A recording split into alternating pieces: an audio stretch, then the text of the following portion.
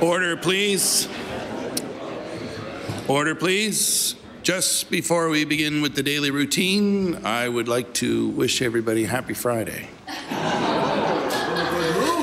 We'll now begin with presenting and reading of petitions. Presenting reports of committees.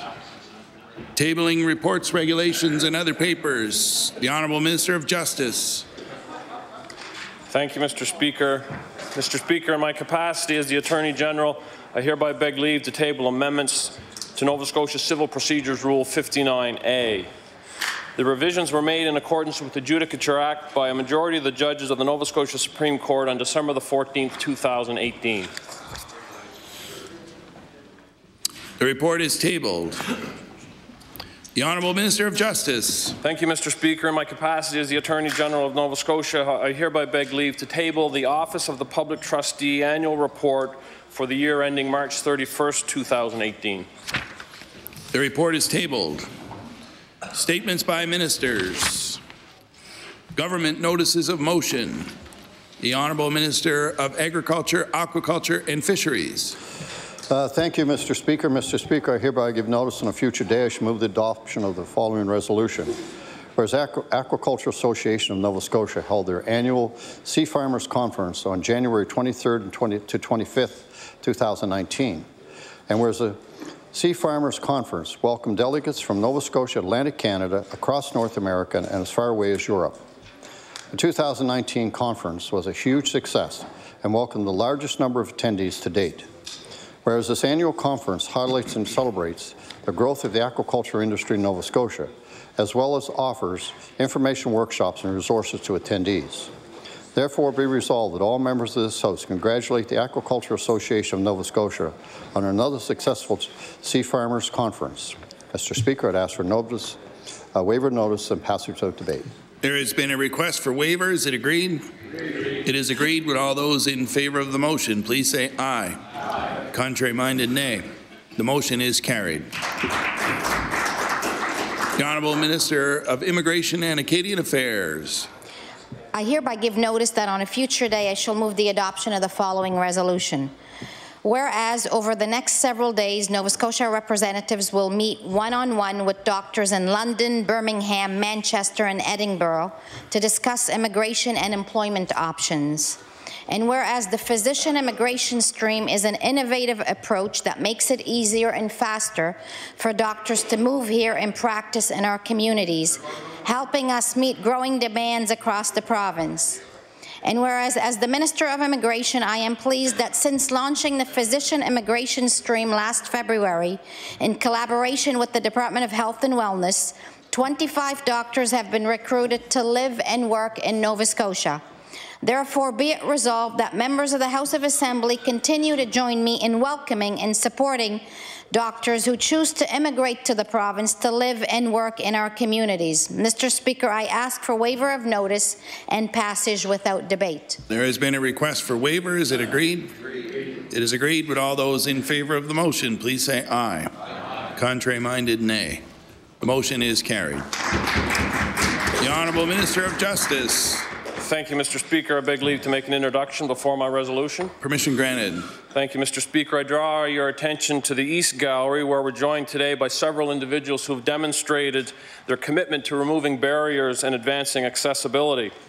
Here with us today are Laurie Rhino with Sobeys, Derek Gillis, Tim Callanan, and Casey Belmore of CarShare Atlantic, and Lisa Bugden and Amy Valentina with Neptune Theatre.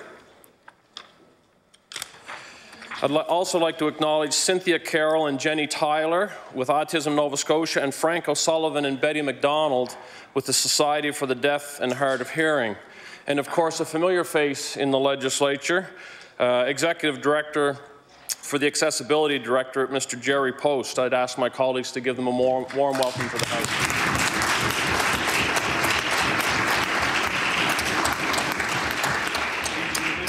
Organizations they represent, along with many others across the province, have been instrumental, Mr. Speaker, in advancing accessibility in our province. Mr. Speaker, I hereby give notice that on a future day I shall move the adoption of the following resolution. Whereas accessibility is a shared goal, one that is being achieved through genuine collaboration and efforts by many in our community, private sector and government.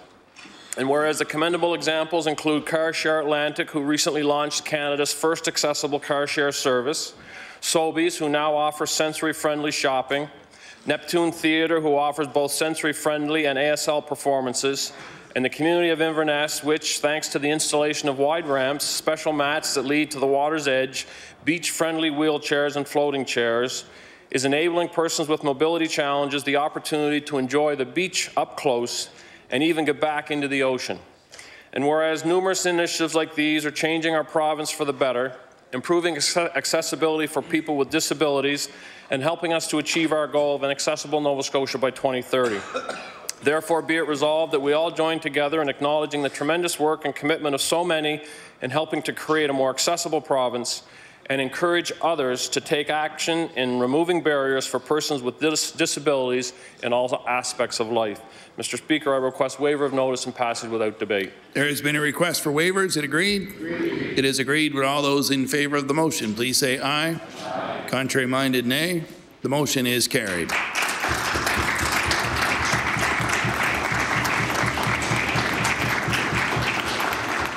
Now move on to introduction of bills. The honourable member for Cole Harbour Eastern Passage. Thank you, Mr. Speaker. I beg leave to make an introduction. Permission granted. I would like to draw everyone's attention to the West Gallery, and I'll ask the people I introduce to stand, please. I would like to introduce Marianne Finder of Parent Finders Nova Scotia and her husband Clarence.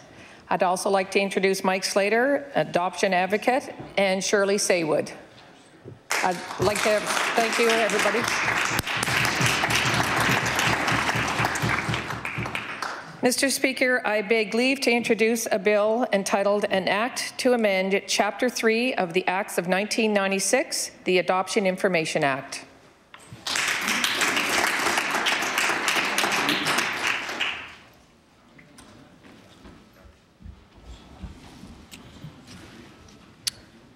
The honourable member for Cole Harbour Eastern Passage begs leave to introduce a bill entitled An Act to Amend Chapter 3 of the Acts of 1996, the Adoption Information Act. Bill number 117, entitled An Act to Amend Chapter 3 of the Acts of 1996, the Adoption Information Act. Ordered that this bill be read a second time on a future day. The honourable member for Halifax Needham. Thank you, Mr. Speaker. I beg leave to introduce an act, a bill, an act to amend Chapter 1 of the Acts of 1994 to 1995, the Environment Act.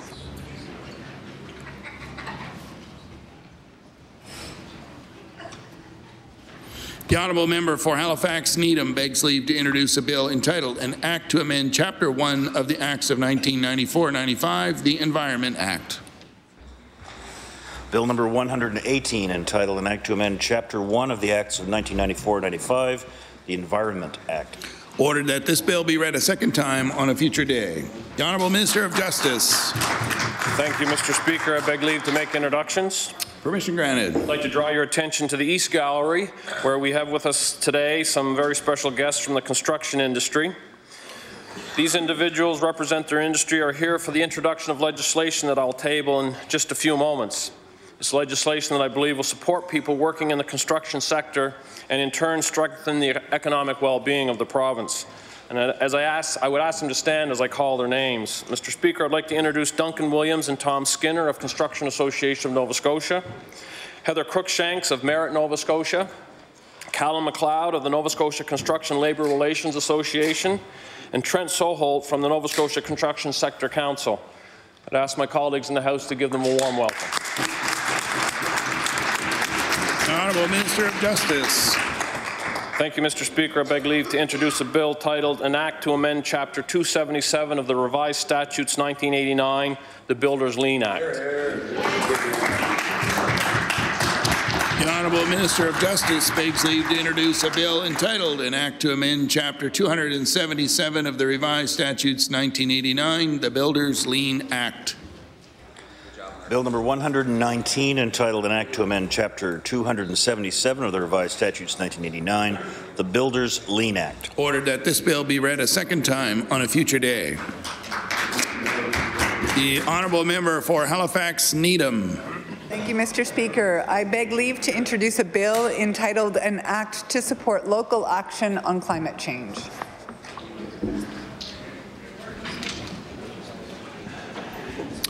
The honourable member for Halifax Needham begs leave to introduce a bill entitled An Act to Support Local Action on Climate Change. Bill number 120, entitled An Act to Support Local Action on Climate Change. Ordered that this bill be read a second time on a future day.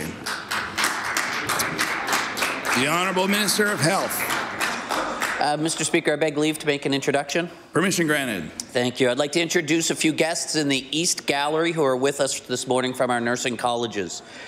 And I'd ask them to rise when I call their name. Sue Smith, the Transition Executive Director and Registrar of the College of Licensed Practical Nurses and CEO and Registrar of the College of Registered Nurses of Nova Scotia.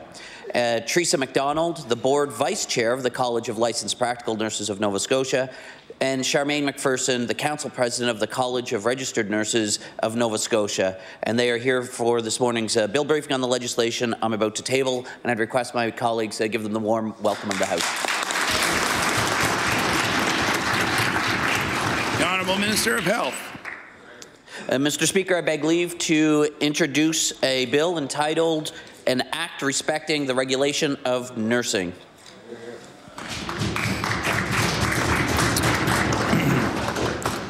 The Honourable Minister of Health begs leave to introduce a bill entitled An Act Respecting the Regulation of Nursing.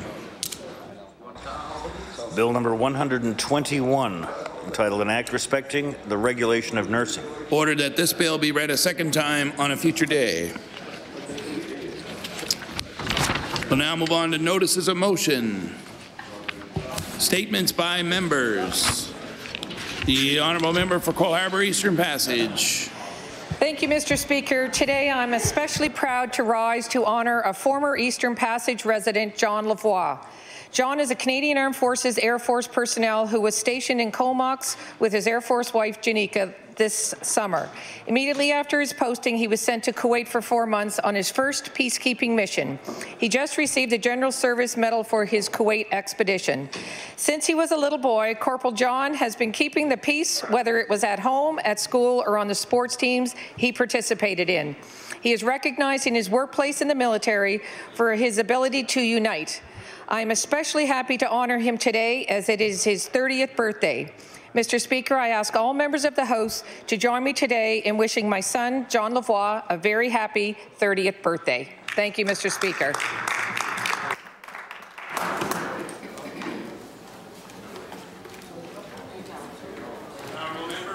In Park West.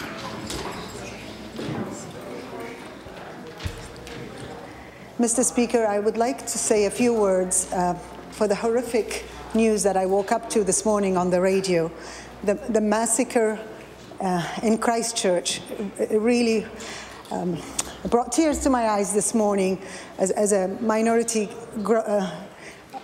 living as a minority, grew up in Iraq and feeling the sense of what they are feeling right now in Christchurch. My condolences goes to the families and to all the Muslim community in Christchurch and New Zealand, and I would like to ask for a moment of silence on their behalf. Thank you. We'd like to have a moment of silence to remember those victims of the events in New Zealand last night.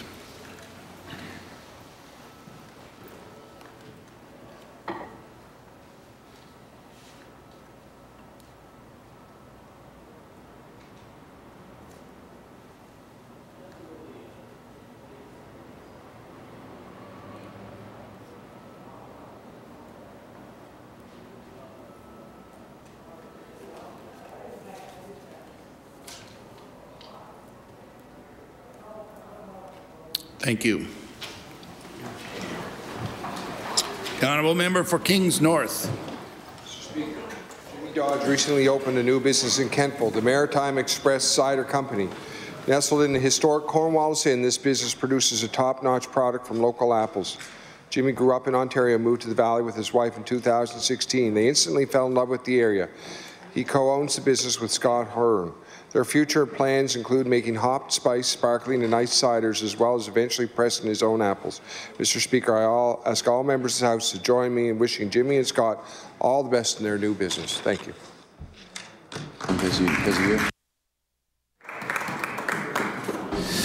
The honourable member for Hants West. Thank you, Mr. Speaker, and I rise for just a moment to bring some remarks about last evening. I had the great honour to attend a celebration of life for the late Ron Russell, who was a long-time member of this legislature. I believe there are 3 members currently that still serve in this House that had the honour of serving while Mr. Russell was here. 28 years he spent, and I think 8 wins, maybe more. He was well known throughout our constituency, and that showed last night by the number of folks from home that actually attended as well, which was very nice to see, as Ron hasn't lived there for the last few years. Mr. Speaker, as you would know, I also had the great opportunity to present Jo Marie with a boxed flag that flew yesterday at half-mast outside of this legislature. So it was, she was quite overwhelmed with that, and we want to pass on behalf of all the great folks that I have the honour, Mr. Speaker, of representing in Hants West for the last 13 years. We want to pass on our sincere condolences to Jo Marie and her family. Thank you very much. The honourable member for Cumberland South.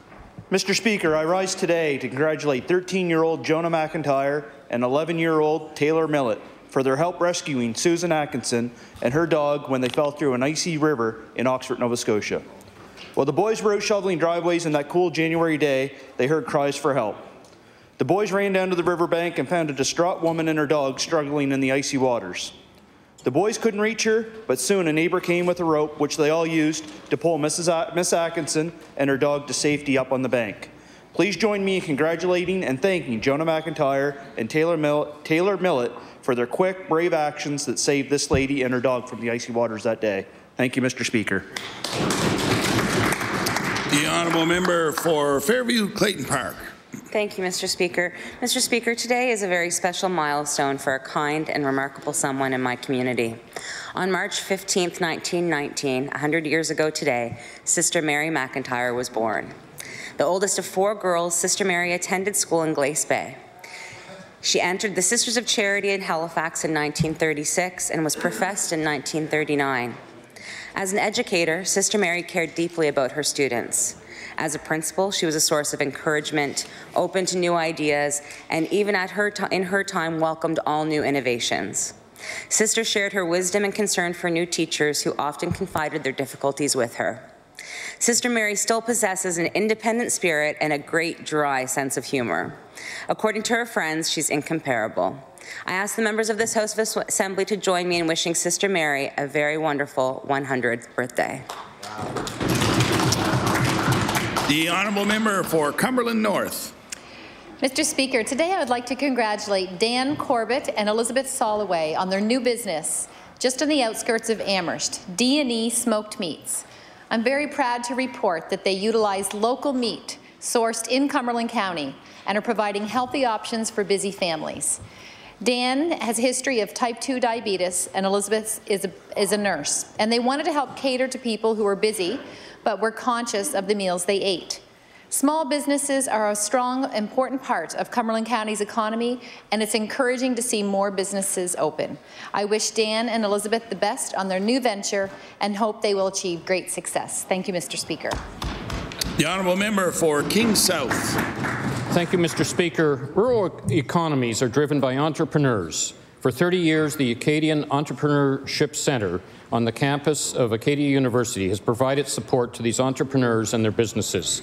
The centre includes the Rural Innovations Centre, which incubates startup companies and supports them through business advisory services, programming, network events, physical space, and connects them to the resources and amenities of Acadia University. The AEC also creates and delivers extracurricular programs for students from elementary school to post-secondary and provides opportunities on campus for students to express their entrepreneurial spirit The Centre serves all of Western Nova Scotia and is a partner with government in managing the Innovation Launch Box. I ask all members of the Nova Scotia House of Assembly to join me in congratulating Executive Director Finlay McRae and all the staff at the Acadia Entrepreneurship Centre on their 30th anniversary, and thank them for their important work in keeping rural communities vibrant and by supporting rural businesses and entrepreneurs. Thank you, Mr. Speaker. The honourable member for Cape Breton-Richmond. Mr. Speaker, I rise today to commend the Marriott and Hain family of Erie-Shat for turning their grief upon the death of a much-beloved son and brother into an act of charitable giving. Mr. Speaker, Jason Marriott passed away on August 20th, 2017, at the age of 21 after a lengthy battle with Ewing's carcinoma. Mr. Speaker, Jason's mother, Carol Hain, sister Lara Marriott, and brother David Marriott held a toy drive in the fall of 2018, collecting 6 large bins of toys, which were donated to children at the IWK Health Centre. Mr. Speaker, I would like to thank Jason's family for their heartfelt generosity and for contributing forward to young patients and their families seeking medical treatment at the IWK. Thank you, Mr. Speaker. The honourable member for Halifax Needham. Thank you, Mr. Speaker. I am continuing with my resolution to speak about climate change on this Friday, when high school students across Nova Scotia and indeed across the world are marching and striking to demand our action and their right to a future on a livable planet. Today, I will briefly point to just one opportunity that's particularly relevant in Nova Scotia with our vast coastline. Living shorelines, which include restored marshes, are effective both at mitigating coastal erosion and also at sequestering carbon, as many new scientific studies show. A number of organizations, municipalities, and small businesses have been pioneering this work of installing living shorelines in Nova Scotia. I look forward to that work expanding with more support from the province. Thank you. The honourable member for Yarmouth. Thank you very much, Mr. Speaker. The Yarmouth and Area Chamber of Commerce celebrated our local business community at its 2018 Business Awards, and Boss of the Year was awarded to Brandy Berry. Brandy Berry manages Cole's Bookstore in Yarmouth. Brandy is an ardent book lover and can always be found cheerfully helping shoppers find the perfect book or gift. Brandy's enthusiasm and helpfulness have endeared her to both her staff and customers alike. I ask this House to join me in congratulating Yarmouth's Brandy Berry on winning the Yarmouth and Area Chamber of Commerce's Boss of the Year award, and wish her continued success, and I'll see her in Cole soon enough. The honourable member for Northside Westmount. Thank you, Mr. Speaker. Mr. Speaker, I rise today to thank the Northside Christmas Daddies. During the past 9 years, a group of amateurs to seasoned pros in the entertainment world gather for 5 weekends at Dooley's in North Sydney to entertain the community or allow them to sing or perform with the house band. Last year, over $8,000 was raised by Master of Ceremonies Bob McDonald. Dooley steps up by providing pool, food, deals, and many other contests. The aim of this group of volunteers is to work with the community, thinking of others, and helping kids at Christmas. I'd like to take this opportunity to salute these volunteers who are making a huge difference in our community. Thank you, Mr. Speaker. The honourable member for Clayton Park West. Mr. Speaker, I beg leave to make an introduction, not in the gallery, but in the House. Oh, sorry. I would like to introduce a legislative staff who I'll be reading my member statement, a constituent, a wonderful young lady with a lot of ambitions and volunteerism and has done so many things that I can't, I will be reading the member statement to tell you all about this wonderful young lady that is serving us as a page for the 2nd term. Mr. Speaker, I would like to recognize a young woman from my riding who's changing the way we look at mental health. Divya Thomas is a Dalhousie 2nd-year political science student, but she has many passions, including helping those struggling mentally. She works with Pigs for Passion, a newly founded organization created by Hannah Jackson, which presents a positive image for mental health and sheds light on stigma, false ideas, and brings awareness by sparkling conversation on the issue. The group held an inaugural event in January and raised over $500 for the IWK Mental Health Foundation. Divya also worked as a page in our legislature, is a part of the Dalhousie Senate, and a member of Black Indigenous People of Color Caucus. Mr. Speaker, would this House of Assembly Please applaud Divya Thomas on the remarkable work she is doing in the realm of mental health.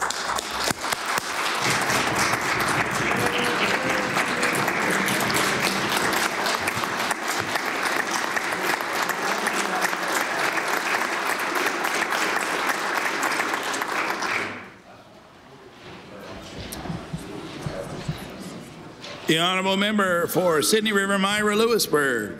Thank you very much, Mr. Speaker. Mr. Speaker, I rise here today to acknowledge Jim Kennedy of Lewisburg Seafoods in honour of Jim's service and dedication to the growth and advancement of Nova Scotia's seafood industry. Jim received the Minister's Award of Excellence recently at the 21st Minister of Fisheries and Aquaculture Conference. In 1984, Jim established Lewisburg Seafoods of Lewisburg with a focus on hard work and making the most of the fishery resources that our rural communities rely upon. Since that time, Jim has built some of the most diversified seafood companies in the province, employing more than 500 people in and throughout rural Cape Breton and eastern Nova Scotia. Mr. Speaker, I stand today to congratulate and thank Jim Kennedy for his determination and leadership as an industry builder of the seafood industry of Nova Scotia. Thank you, Mr. Speaker. The honourable member for Halifax Atlantic. Mr. Speaker, I rise today to speak about an amazing and talented young lady from Herring Cove. Maura Whitman is an 18-year-old singer-songwriter who's been recording her original music since the age of 13. She's also a dedicated volunteer with Ovarian Cancer Canada, Halifax chapter, and the Children's Wish Foundation of Canada. Maura has successfully published several songs and has a strong YouTube following. She also recently opened for Serena Ryder at Casino Nova Scotia. This extremely talented musician will be holding a concert at the Halifax Grammar School March 28th, with all proceeds being donated to those two charities. Her goal is to sell out the 200-seat venue, which will raise approximately $1,500. Mr. Speaker, I ask the members of the House to join me in wishing Maura continued success with her music and future endeavours. Thank you, Mr. Speaker. The honourable member for Colchester, Musquodoboit Valley. Thank you, Mr. Speaker. Recently, 11 local Huskies placed 5th in the Canadian Challenge Sled Dog Race in northern Saskatchewan, along with their musher, Upper Stewiacke resident Cody Lee. In February, Cody and his Huskies raced across more than 500 kilometres from Elk Ridge to La Ronge in 78 hours and 3 minutes. Although competing in the 12-dog category, he started the race with 11 dogs, but had to drop 6 at the start due to poor trail conditions. Content with their 5th place finish, Cody and his canine crew are moving on to the Percy DeWolf Memorial Male Race on March 21st in the Yukon. This race will take more than 300 kilometers from Dawson City across the border to Eagle, Alaska. So congratulations to Cody Lee and his Huskies, and good luck in next week's race. Thank you, Mr. Speaker. The honourable member for Lunenburg West. Thank you, Mr. Speaker. Bridgewater athlete Evan O'Toole was named the 2018 Major Male Athlete of the Year by Baseball Nova Scotia. At Nationals, Evan was instrumental in bringing a bronze medal back to Nova Scotia for the first time since 1995. According to the award citation, Evan pitched what will go down as one of the top performances in Nova Scotia history during the quarterfinal battle with Quebec, allowing only 2 hits and striking out 9 in a historic Nova Scotia victory. Evan was also the most dominant pitcher on Team Atlantic at the T12 National Amateur Showcase Tournament held in Toronto last September. These performances earned Evan an invite to the Baseball Canada Junior National Team Selection Camp this past October. Evan currently plays for the Vauxhall Academy of Baseball Jets in Alberta, and he has accepted an NCAA athletic scholarship to attend Iowa Western College, a Division I college in Iowa, in the fall of 2019. I ask members of the Nova Scotia Legislature to join me in congratulating Evan for his outstanding performance in the sport of baseball. The honourable member for Queens Shelburne. Thank you, Mr. Speaker. Mr. Speaker, I rise today to congratulate the North Queens Trailblazers, a group of 18 middle school-aged boys and girls who have worked on a primarily outdoor-based program in the fall of 2018.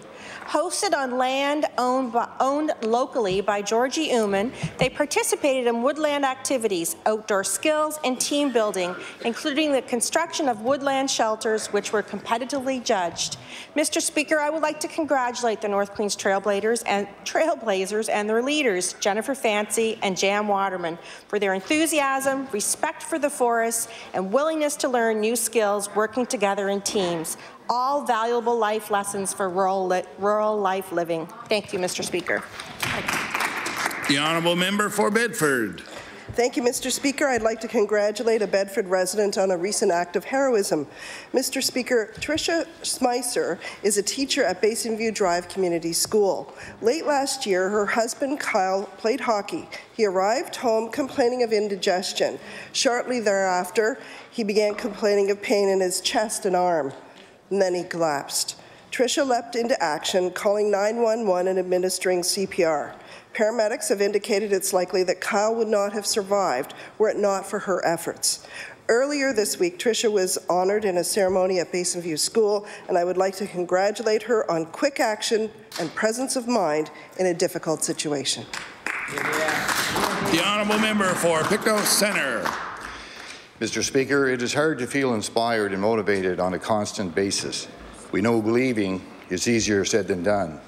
Kenny and Lynn Arsenal stated their son was their strength, an earth angel. 18-year-old Daniel Arsenal passed away unexpectedly on Friday, December the 7th, an unspeakable loss. It was heart-wrenching for family and the community. He lived with Duchenne muscular dystrophy throughout most of his life. Everyone in Pictou County knew Daniel. He was an extraordinary, amazing, and bubbly individual. He became the poster boy for the muscular dystrophy campaigns, helping to fight against the illness that would ultimately claim his life. He touched the hearts of everyone he met and leaves us all with a memory of the brightest smile you could ever imagine. Thank you, Mr. Speaker.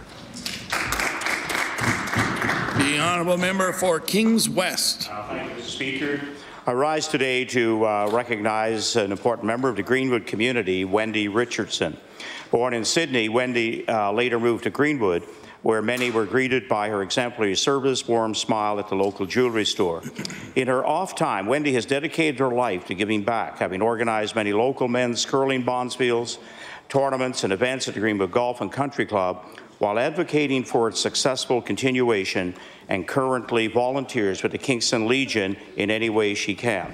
Wendy's selfless heart and love for helping others is once again demonstrated by her 9-year commitment to hosting a breakfast every December at her house, where she requested donations for Chrysalis House from attendees. What started as a small group of friends saw 46 people attend last year, which resulted in a truck, van, and several cars filled with donations. Mr. Speaker, I would ask the House to join me in recognizing Wendy Richardson for her admirable dedication and service to not only her town of Greenwood, but also the Valley community at large. Thank you, Mr. Speaker. The honourable member for Dartmouth East. Thank you, Mr. Speaker. I rise today to congratulate Matthew Brown, a hard-working and talented student-athlete from Dartmouth East. Matthew is a member of Dartmouth Titans and attends École Secondaire de Carrefour. This past February, Matthew was part of Team Nova Scotia and travelled to Red Deer, Alberta to compete in the 2019 Canada Winter Games. Matthew competed on the men's artistic gymnastics team, where he and his teammates won Nova Scotia's first medal at the Canada Games. Mr. Speaker, it's not easy to be a successful student-athlete. They have to balance study and training to achieve excellence. I commend Matthew Brown for being so determined and thank him for being such a great role model, especially to an aspiring young gymnast by the name of Ella Holman. Mr. Speaker, I ask all members of the House to recognize Matthew for his performance and achievements at the 2019 Canada Games. Thank you, Mr. Speaker. The honourable member for Dartmouth South. Mr. Speaker, earlier this week, my caucus introduced a green jobs plan to start moving Nova Scotia towards a sustainable and forward-looking economy. This is the type of plan that would enhance and support work that's happening in our province already. The Clean Foundation, located on Portland Street in Dartmouth, is a nonprofit independent voice for sustainability whose youth engagement and clean leadership program is working to keep and retain young people in Nova Scotia and get them working with government agencies and businesses who are committed to low carbon growth and who are champions of sustainability. This could be internships in battery storage development, solar and other renewable programs on a small or large scale, or energy efficiency programs for homeowners. Honestly, Mr. Speaker, as we know, the jobs and opportunities in the green sector keep multiplying. The internships for youth between the ages of 15 and 30 are a springboard for future career development and building a sustainable province. I want to ask the House to join me in acknowledging and thanking all the folks at Clean Foundation for the vital work they are doing for Nova Scotia. The Honourable Member for Antigonish. Thank you, Mr. Speaker. Music of the Night is an annual Antigonish community production that started over 2 decades ago as a fundraiser for the Dr. John Hugh Gillis Regional High School band program.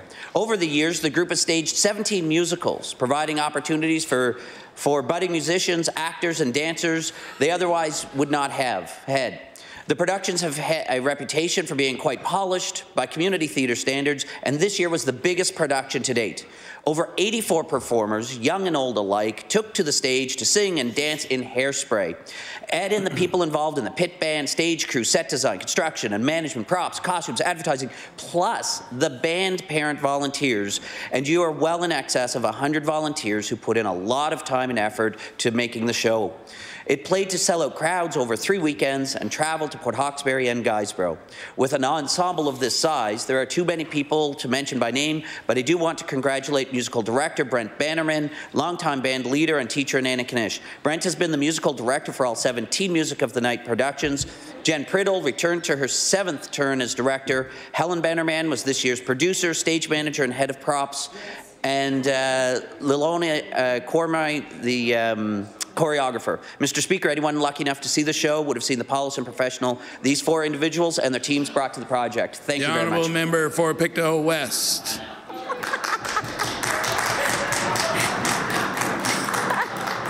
Thank you, Mr. Speaker. Mr. Speaker, today I rise to congratulate Ali Beck of Pictou, who after 21 years of dedicated and friendly service will be retiring from his employment with the town of Pictou in April. Ali has been a well-known Pictonian with his yellow vest and bucket in hand. You could always find Ali with a smile on his face, scouring the streets of Pictou to pick up trash. Ali is part of the proud in Pictou Proud. While working for the town, Ali has walked many miles and has assisted many with the return of lost items and even lost money. After his daily work, you can often see Ali either on the bench at the Scotland Inn, in front of Sharon's restaurant, or at the post office chatting with friends and visitors alike. I wish Ali a very restful and peaceful retirement. Thank you, Mr. Speaker. The Honourable Member for Preston Dartmouth. Thank you, Mr. Speaker. Mr. Speaker, I would like to recognize Shanquelle Smith of North Preston, who received a business degree from Acadia University in 2016 and now works at Color, a digital marketing agency that manages business accounts and develops their media plans. He is an active community member, serving on the board of directors of Business in Jamin, BI, and Veith House. He is responsible for securing $300,000 in funding through provincial grants, HRM, and local McDonald's and other sources for a new full-size basketball court in the community. I want to recognize and congratulate Shaquille Smith for his tireless efforts on community development to the sports and education programs for youth in the community. Thank you. The Honourable Member for Cumberland South. Thank you, Mr. Speaker. Mr. Speaker, I rise today to congratulate Farron Young from Spring Hill on his great love of wood carving and sharing his craft with others interested in carvings in his community, including Michelle Harrett, Jordan Tannehill, and Daniel Miller, also Daniel's daughter, 10-year-old Ava Godfrey. Farron began carving boats and clocks before moving on to birds. 2 decades ago, Farron made a shift to Santa Clauses and wooden spirits, which have made him very popular within the community.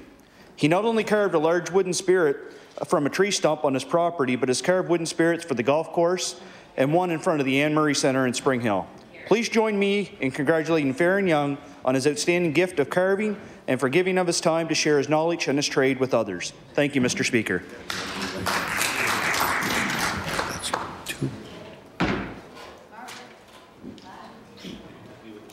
The honourable member for Hants East. Thank you, Mr. Speaker.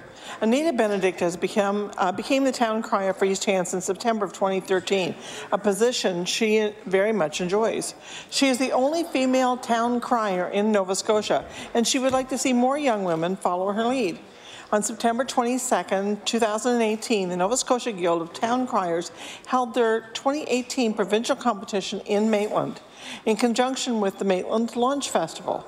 The theme of this competition was Women in the Age of Sail, and hosted by the Chart Society and the East Hants town crier, Anita Benedict. As host, Anita could not compete, but she provided the benchmark cry for the competition. There were 9 competing criers and a non-competing guest crier, our friend Will Brewer of Old Halifax. New Glasgow's James Stewart finished first with his cry, and Windsor's Lloyd Smith was named the best dressed. Anita was given the Ambassador Award, honoring her commitment to the craft of crying. I ask all members of this House to congratulate Anita for her dedication to her craft. Thank you, Mr. Speaker.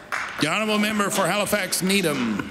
Thank you, Mr. Speaker. I wish to recognize the unique contribution of a grassroots art space in Halifax Needham. Radstorm is a collectively run, volunteer-driven, not-for-profit arts hub, newly located at 2177 Gottingen Street. Radstorm provides resources, space, and equipment to support the creation of independent media, music, and education, providing a platform and tools, especially to those marginalized and equity-seeking people. As an all-ages dry venue that is physically accessible and pay as you can, Radstorm provides a truly unique community space. They are currently engaged in a capital campaign to purchase their location, and I wish them well as they work towards securing a long-term home from which to continue their important work. Thank you, Mr. Speaker. The honourable member for Clare Digby. Thank you, Mr. Speaker. In 1991, a group of men from Clare area decided to start a chess club. Many years later, 5 of the original 10 members decided it was time to revive the chess club. Last December, they met for the first time in a long time at the library of University St. Anne. They were joined by members of the chess club from Annapolis Royal and Weymouth, as well as students from the university. The revival of this club is part of a recent trend of new chess clubs forming in rural Nova Scotia. The sport has the capability to bring together people from different cultures, different generations, and different backgrounds, all passionate for the game. The interest in the game is also not limited by borders. The game is presently played in over 185 countries. The benefit for children are well documented and may help the not-so-young keep their minds sharp. Such clubs and new activities add to our communities and the lives of our residents. I commend the efforts of the old members of the Clare Chess Club in giving the club a second go. Thank you, Mr. Speaker. The honourable member for Cumberland North. Mr. Speaker, today I rise to recognize Benjamin George. Benjamin asked for donations to the local animal shelter instead of receiving gifts for his birthday this year. It is so encouraging to see young people who are outward focused and who know there are others in greater need than themselves. Benjamin can help the shelter with items that will be given to animals and the staff to help maintain the shelter. The LA Animal Shelter is an independent, non-profit organization and can continue through people who have hearts like Benjamin. Today I would like to thank Benjamin for his kindness and generosity towards his community. Thank you, Mr. Speaker. The honourable member for Guysborough Eastern Shore Tracadie. Thank you, Mr. Speaker. Mr. Speaker, I rise today in recognition of Jennifer McIntosh of Port Shoreham, Guysborough County.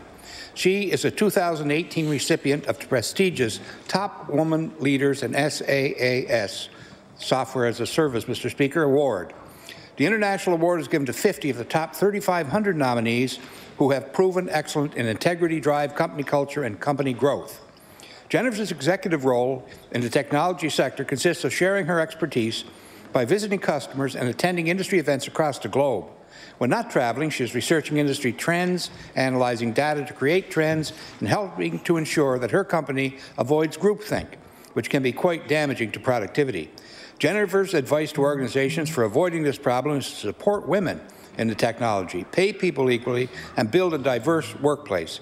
It is proven that doing so gets better results by more accurately reflecting the customer base and ensuring a wider range of experience. Mr. Speaker, I invite the House to join me in congratulating Jennifer McIntosh on her impressive accomplishments and well-deserved recognition. Thank you. The honourable member for Cape Breton-Richmond. Mr. Speaker, I rise today to acknowledge the lifelong contributions made to Richmond County by Mr. Donald Cornell, who passed away on January 29, 2019 at the age of 84. Don served in the Canadian Navy for 10 years and worked in the pulp and paper industry in Nova Scotia, New Brunswick, and Newfoundland for 25 years. Don was a respected businessman, community leader, former president of Inrich, and the original founding charter president of the Louisdale Lions Club. Last year, Don was celebrated as an active member for 50 years.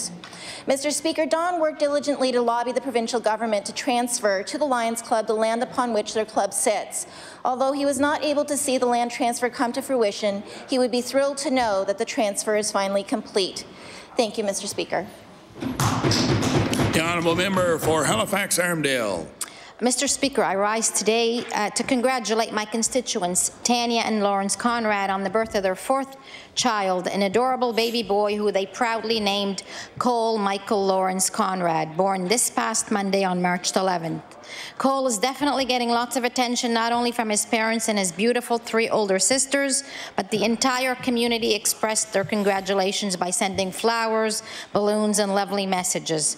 Proud parents have ensured they kept the entire community well informed of the arrival via Facebook. I, as the MLA for Halifax-Armdale, would like to congratulate the Conrad family and wish Cole a very happy, healthy life. I also want to take the opportunity to wish all Nova Scotians, and in particular the charitable Irish Society of Halifax, great celebrations this weekend of the 2019 Festival of St. Patrick. Thank you. The honourable member for Northside Westmount. Thank you, Mr. Speaker. I rise today to congratulate Steve and Heather Smith on their new business venture, Bungalow Coffee.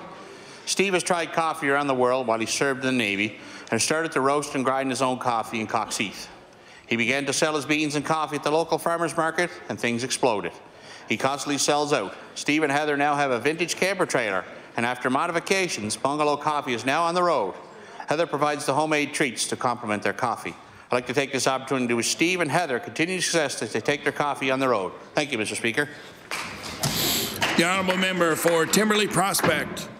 Thank you, Mr. Speaker. I'd like to recognize Hadil Dalul, a resident of Beachville and teacher at Westmount Elementary School. February 1st marks World Hijab Day, an annual event that was founded by Nazma Khan in 2013 and recognized in 140 countries. The event is designed to encourage women of all religions and backgrounds to experience wearing the hijab or headscarf for a day to help mitigate the discomfort non-Muslims have with the experience. On February 1st, Hadil celebrated this event and shared with her students and colleagues the reason why Muslim women wear the hijab, the beautiful meaning behind it, and assisted her students and other teachers at the school to experience firsthand wearing a hijab. I ask the members of the Nova Scotia House of Assembly to join me in thanking Hadil for sharing and celebrating this important aspect of her culture and for helping to bring understanding and tolerance to cultural diversity by educating and creating a better understanding of the hijab and why Muslim women choose to wear it. Thank you, Mr. Speaker. The honourable member for Sydney River Myra Lewisburg. Thank you very much, Mr. Speaker. Mr. Speaker, I rise today to acknowledge the Homeville Women's Institute as they continue to contribute their time to all their surrounding communities. This women's group recently donated their time to make free head coverings for women with cancer. One of their members, the late Judy McLeod, passed away recently from cancer, which initiated this kind gesture. Her memory is living on through a donation of 250 head coverings made with love by the Homeville Women's Institute. Judy's friend and neighbor, Yvonne Kennedy, approached the group with the idea, and the head coverings are now provided to women going through cancer treatment for free. Mr. Speaker, I stand today to congratulate these amazing ladies for their generosity, thoughtful and loving gesture, which makes our beautiful island just a great place to live. Thank you, Mr. Speaker. The honourable member for Waverley Fall River Beaverbank. Thank you, Mr. Speaker. Mr. Speaker, I would like to take a moment to spotlight Sobeys' introduction of sensory-friendly shopping time. In partnership with the Autistic Nova Scotia, all Sobeys stores in Nova Scotia will host sensory-friendly shopping for 1 hour every other Sunday. To create a calm and quiet experience, there will be reduction in lighting, no public announcements, no scanning, no cart collection, and the duty manager will be at the front door for assistance. Mr. Speaker, Sobeys and Autism Nova Scotia project will help improve the experience of those with sensory challenges and make grocery shopping a more credible experience. Thank you, Sobeys, for bringing this support to Fall River, as well as many other communities in Nova Scotia. Thank you. The honourable member for Queens Shelburne. Thank you, Mr. Speaker. Mr. Speaker, when the Region of Queens Municipality declared the former Mount Pleasant School as surplus, the building's tenants were faced with the daunting task of finding new homes. One of these tenants was the Queens Daycare Association. Members of the association formulated a proposal to acquire ownership of the building. Their proposal was accepted by the Region's Council, enabling the group to remain in the building, which is indeed an ideal location. I have visited this wonderful facility and had the pleasure of meeting the staff and volunteers who make it possible for the daycare to continue operation. Mr. Speaker, I would like to congratulate the Queens Daycare Association and the Region of Queens on finding a way to preserve this essential infrastructure for working parents in the community. Thank you, Mr. Speaker. The honourable member for Hammonds Plains Lucasville. Thank you kindly, Mr. Speaker. I'd just like to quickly note the parish and volunteers at St. Marguerite Bourgeois in Upper Tantallon. I know that many parishes throughout our communities celebrate the commencement of Lent with a pancake supper. St. Nicholas Anglican did one. Vernon's Diner did one, and I'd just like to note that I attended the one at St. Marguerite Bourgeois, which is my home parish. The confirmation class for this year was a group of servers that facilitated the evening, and I'd just like to thank all the volunteers in the kitchen and the parish community for putting on their annual pancake supper. Good job. The honourable member for Pictou West. Mr. Speaker, I rise today to wish and congratulate to the hardworking and talented staff at the Pictou Advocate, which is celebrating its 125th year of publication. Without their tireless effort throughout the years, our community could not have been home to this newspaper for 5 generations. John D. MacDonald began the Pictou Advocate with a second-hand press in 1893. Since that year, the paper has been providing the latest in news and opinion from the people of Pictou West and beyond. Each week, without fail, the Advocate has been our community voice throughout both negative and positive times. I am thankful for the tremendous service the paper provides and am most positive that it will continue to be a staple in our community for many more decades to come. Thank you very much, Mr. Speaker. Thank you very much for those member statements.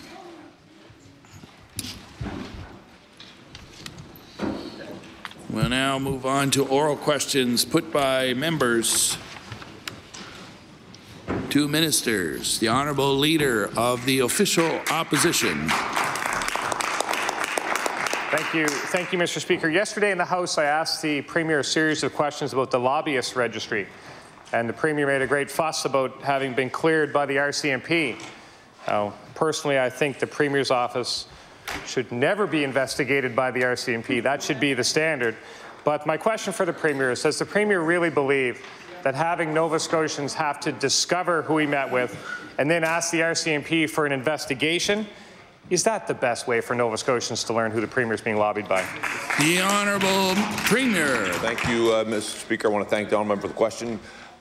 Just for clarification, Mr. Speaker, the Premier's office was never investigated by the RCMP. If the honourable member actually followed it instead to look for a political point, he would recognize they were looking at former Prime Minister Chrétien, not Premier's office of Nova Scotia. The Honourable Leader of the Official Opposition. Mr. Speaker, the Premier can split hairs all he wants, but we know that the RCMP investigated and the Premier met with him. That's not good process. Nova Scotians need a process that works. And in response to many questions, the Premier has indicated that we can't have more scrutiny in the form of a lobby registry because of the need for secrecy in getting deals done. That the Premier has hinted that if there is even the minimum level of scrutiny, there would be no way that this province could negotiate with anyone. Mr. Speaker, I feel much stronger about the opportunities for this province than to say something like that. There's a process the feds use. The feds are open to a little bit of scrutiny. The Premier's office should be as well. I'd like to ask the Premier, what gets discussed in those meetings that the Premier feels couldn't be discussed if he was working under the same rules as the federal government? The Honourable Premier. Thank you, Mr. Speaker. In his preamble, the Honourable Member said the Premier is splitting hairs. Let me be frank, Mr. Speaker. The Premier is being truthful, stating the facts as they lie, Mr. Speaker. It may not matter to the Honourable Member when he stands in his place to be accurate and factual, but it actually matters to me. The Honourable Leader of the Official Opposition. Mr. Speaker, the Premier had to meet with the RCMP over a meeting that he conducted, and it's entertaining to see the Premier speak of himself in the third party, but we know that he third person. The Premier often says that the lobbyist rules are working. And they may be working for the Premier, but they're not working for any Nova Scotian that's trying to find out a basic level of information. Government should not be afraid to operate in the open. The Premier says he's worried about being scooped by other provinces, but really, if we're the best place for a deal to happen, then we're the best place for a deal to happen. Does the Premier feel that Nova Scotia needs to have weak lobbying rules in order to be competitive? The Honourable Premier. Mr. Speaker, I want to thank the Honourable Member for the question. Mr. Speaker, as he would know, a population is all-time high. More young Nova Scotians are choosing to live in this province and stay here, Mr. Speaker. We're seeing the amount of investments from global companies, Mr. Speaker, and I want to tell you, Mr. Speaker, yesterday, 80 young Nova Scotians, 80 grade 8 students in Nova Scotia were grateful for the fact, Mr. Speaker, that I took a meeting with IBM, that I made sure that Nova Scotia was the only Canadian jurisdiction that IBM's invested in to provide them, Mr. Speaker, not only with a good education next year, but a job 6 years from now, Mr. Speaker, in this province. And you're right, I did not want to be scooped by Ontario or Quebec. I wanted to make sure that it happened in our province. That's why we're leading the country, and we'll continue to do so. The Honourable Leader of the New Democratic Party.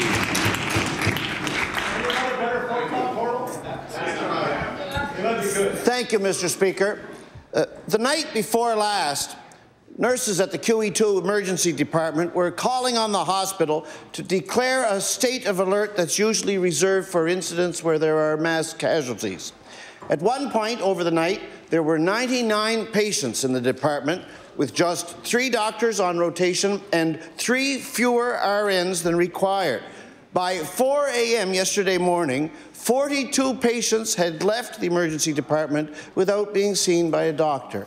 Mr. Speaker, when is the Premier going to see the need to open new nursing home beds, get alternate level of care patients into the facilities where they need to go, take the pressure off hospitals, and restore some sanity to patient flow? The Honourable Premier. Thank you, Mr. Speaker. I want to thank the Honourable Member for the question. Yesterday, he would know through the Health Committee that we're very proud of the fact we're the first government in the history of our province to actually put the Health Committee together. That was televised, so Nova Scotians could watch from one end of the province to the other. EHS recognized and came in and talked about some of the challenges. They also recognized the Minister of Health, sent a directive that they believe they'll see substantive changes in the coming months that will improve the very thing he's talking about, patient flow. But I also want to say to the Honourable Member, we're doubling long-term care beds in New Waterford and in Northside, Mr. Speaker.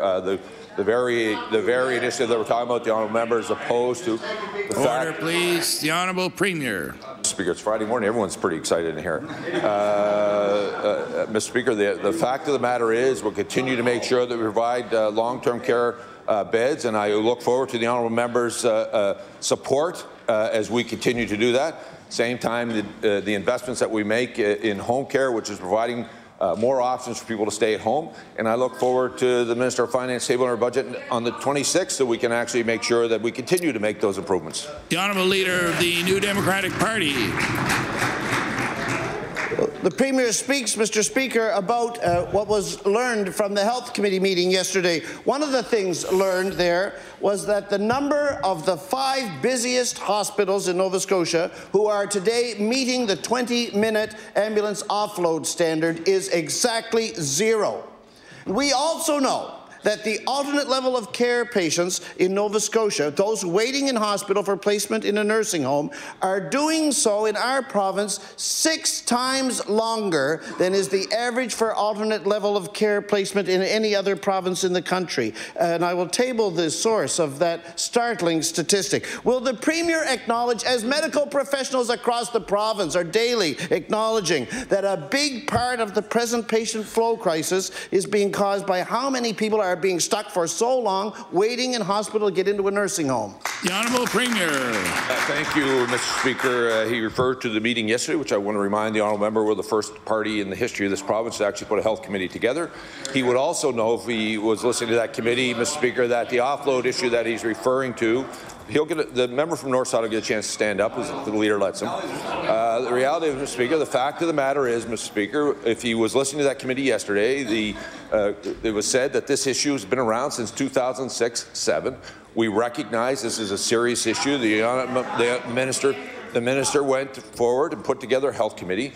He would also know, if he was listening yesterday, that even the union, Mr. Speaker, even the union said yesterday, we are cautiously optimistic about the direction that went forward. I would hope the honourable member, as we stand here in this place, and I hear the member from New Waterford is yelling at me across the fall. I listened to her leader speak. I would respect if she would give me an opportunity to actually answer the question. The fact of the matter is, she has stood in her place, and so has her leader, complaining about long-term care beds. We're doubling those in her community. I wish she would stand up and support it, like healthcare providers will. The Honourable Leader of the New Democratic Party.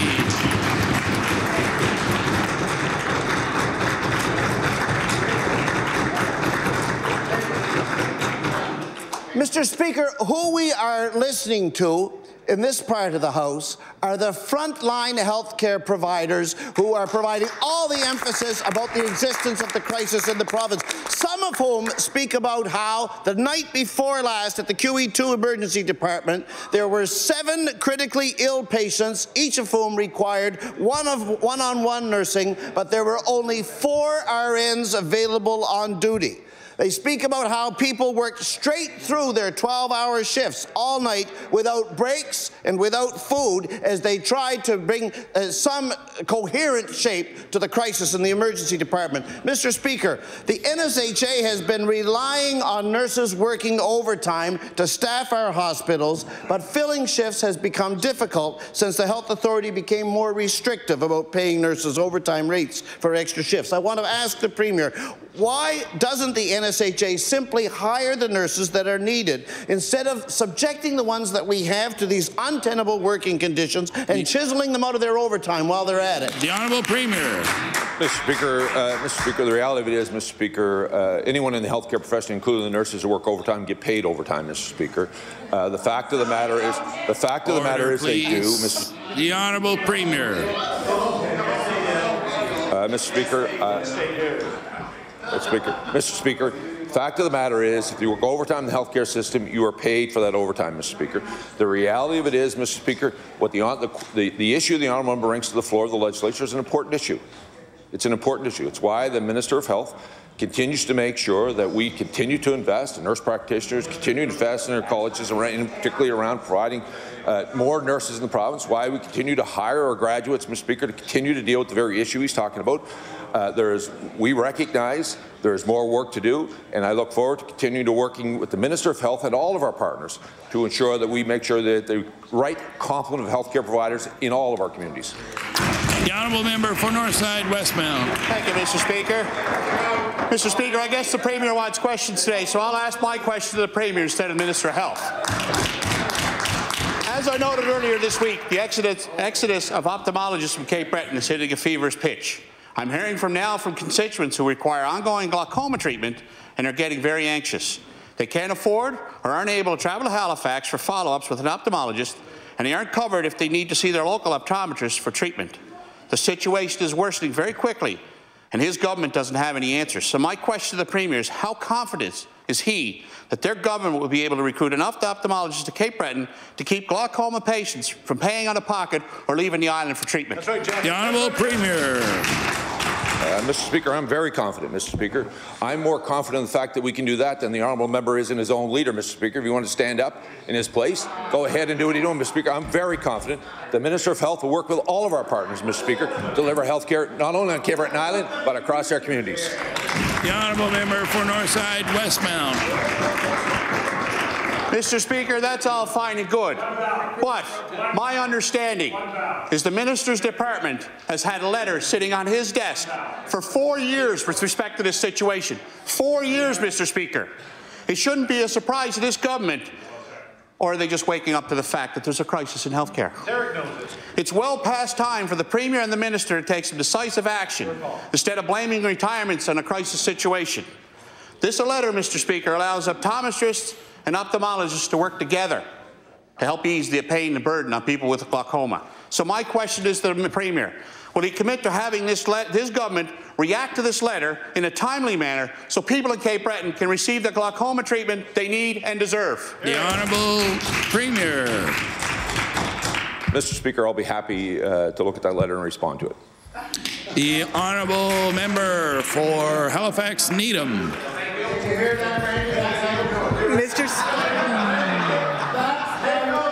Order, please. The Honourable Member for Halifax Needham. Mr. Speaker, my question is for the Minister of Municipal Affairs. The IPCC report says we need more ambitious action on climate change from every level of government. Here in Nova Scotia, municipalities have been doing their best to be leaders on climate change. Bridgewater is a great example. But municipal leaders say they need more support from the province. The federal government has made millions of dollars available for municipalities for action on climate change, but many of them don't even have the resources to get the applications done. Opportunity is passing us by when we need action now. Can the minister tell us that the upcoming budget will include significant dedicated funds so our municipalities can generate more clean energy, create green jobs, and reduce carbon emissions? The Honourable Minister of Municipal Affairs. Thank you, Mr. Speaker. And we realize across this province, right across the world, I think about climate change, and we're seeing the effects of those, Mr. Speaker, through the changing weather patterns, the intense storms, the sea level rise. Our Department of Municipal Affairs, Environment and Energy have been working together with our municipal partners right across this province to better understand the impacts of this, Mr. Speaker, and to identify strategies that we can adapt and help make changes as we need to. Thank you very much, Mr. Speaker.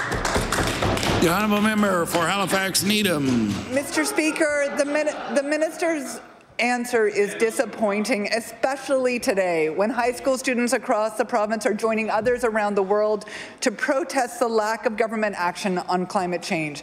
We need to be making serious, specific investments now. The Nova Scotia Federation of Municipalities has an ask on his desk that would go a long way to supporting local action on climate change. They are asking for just $63,000 from the province to help fund a staff position focused on sustainability. And that staff person would ensure that municipalities outside of the Halifax area can access federal money. Will the minister at the very least commit to funding that position to help Nova Scotia municipalities take action on climate change? The Honourable Minister of Municipal Affairs. Thank you, Mr. Speaker, and thank the honourable member for a question. We already offer a number of programs that municipalities can access, Mr. Speaker. We have examples, flood risk infrastructure programs. We have the federal program, which is a national disaster mitigation program, Mr. Speaker, and we continue to work on those. But I'm always open to having conversations with our partners about how we can do better around climate change. It's something this government continues to work on, Mr. Speaker.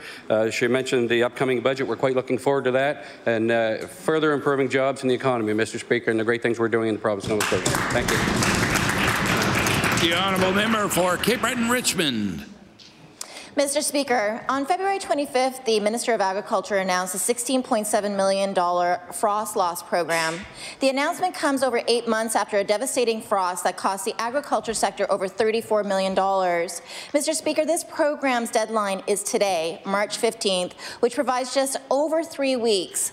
for applicants to gather the information needed to complete an application. Many have said that they've only found out about this last week. Mr. Speaker, why did it take 8 months for the minister to respond to the needs of the agriculture sector when he knew about this problem and the losses they suffered last year? The Honourable Minister of Agriculture. Thank you very much. It's a very important question. And indeed, it took a long time for the industry and for our staff to evaluate the proper damage that was done by the severe frost and freeze. And it was a very short window to apply. We've had a lot of applications, and we're working with them. And as far as the notification's been, we notified the Federation of Agriculture. They notified all their members. We notified all the farming communities, so someone who only found out last week either didn't read their emails or didn't watch what was going on. The Honourable Member for Cape Breton Richmond. Perhaps many of those farmers haven't read their emails because there's not enough cellular coverage and internet coverage in rural Nova Scotia, Mr. Speaker. A FOI prop obtained by our caucus reveals that the minister was briefed on the extent of the losses as early as June the 6th. Briefings were received regularly from Perennia from June onward. However, the minister waited until the 11th hour of this fiscal year to announce a program that could have alleviated significant burden on applicants 8 months ago. We hear anecdotal information that there is a large number of applicants, many requiring additional information. Mr. Speaker, will the frost loss program be extended for applicants to who, through no fault of their own, have submitted applications that are incomplete, require clarification, or are struggling to meet a last-minute announcement deadline? The Honourable Minister of Agriculture. Any application that's in the process, with complete or not complete, will be completed. As long as we have that information by the end of the year, they will fit into the program as long as they qualify. The Honourable Member for Cumberland South. Thank you, Mr. Speaker. Mr. Speaker, my question is for the Minister of TIR. On December 8, 2017, the Rainbow Bridge on Highway No. 2 in Napan was closed when 2 main cord members failed and the bridge began to sag. Shortly after that, it was determined that the bridge was no longer sound enough to carry traffic. Last summer, the span was removed. Tenders closed this past Wednesday, March 13th, for a new structure.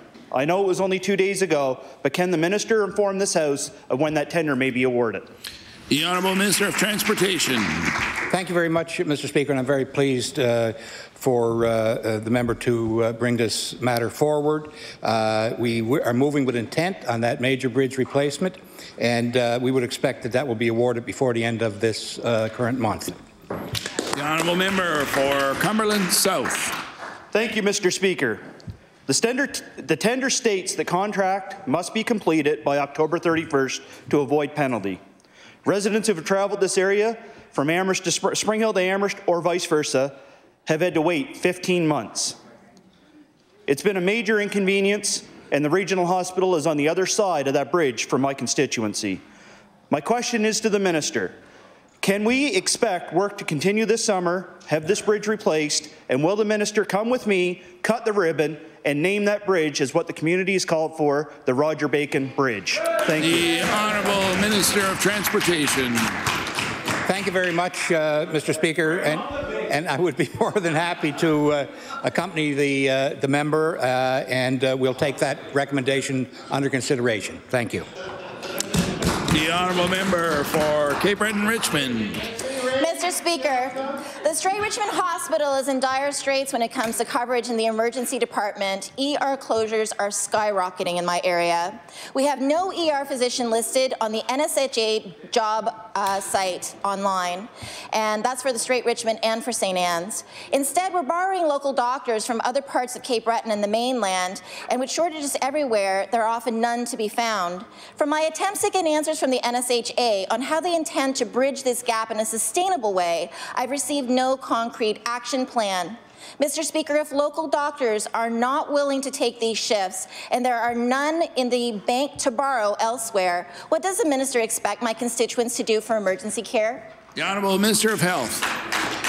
Thank you, Mr. Speaker. As the member and the members of the legislature would know, indeed, the emergency care delivery is something that we take very seriously, Mr. Speaker. This is an area that we, along with our partners, Nova Scotia Health Authority, as well as EHS system, have been working diligently on evaluating and coming up with processes to improve the situation.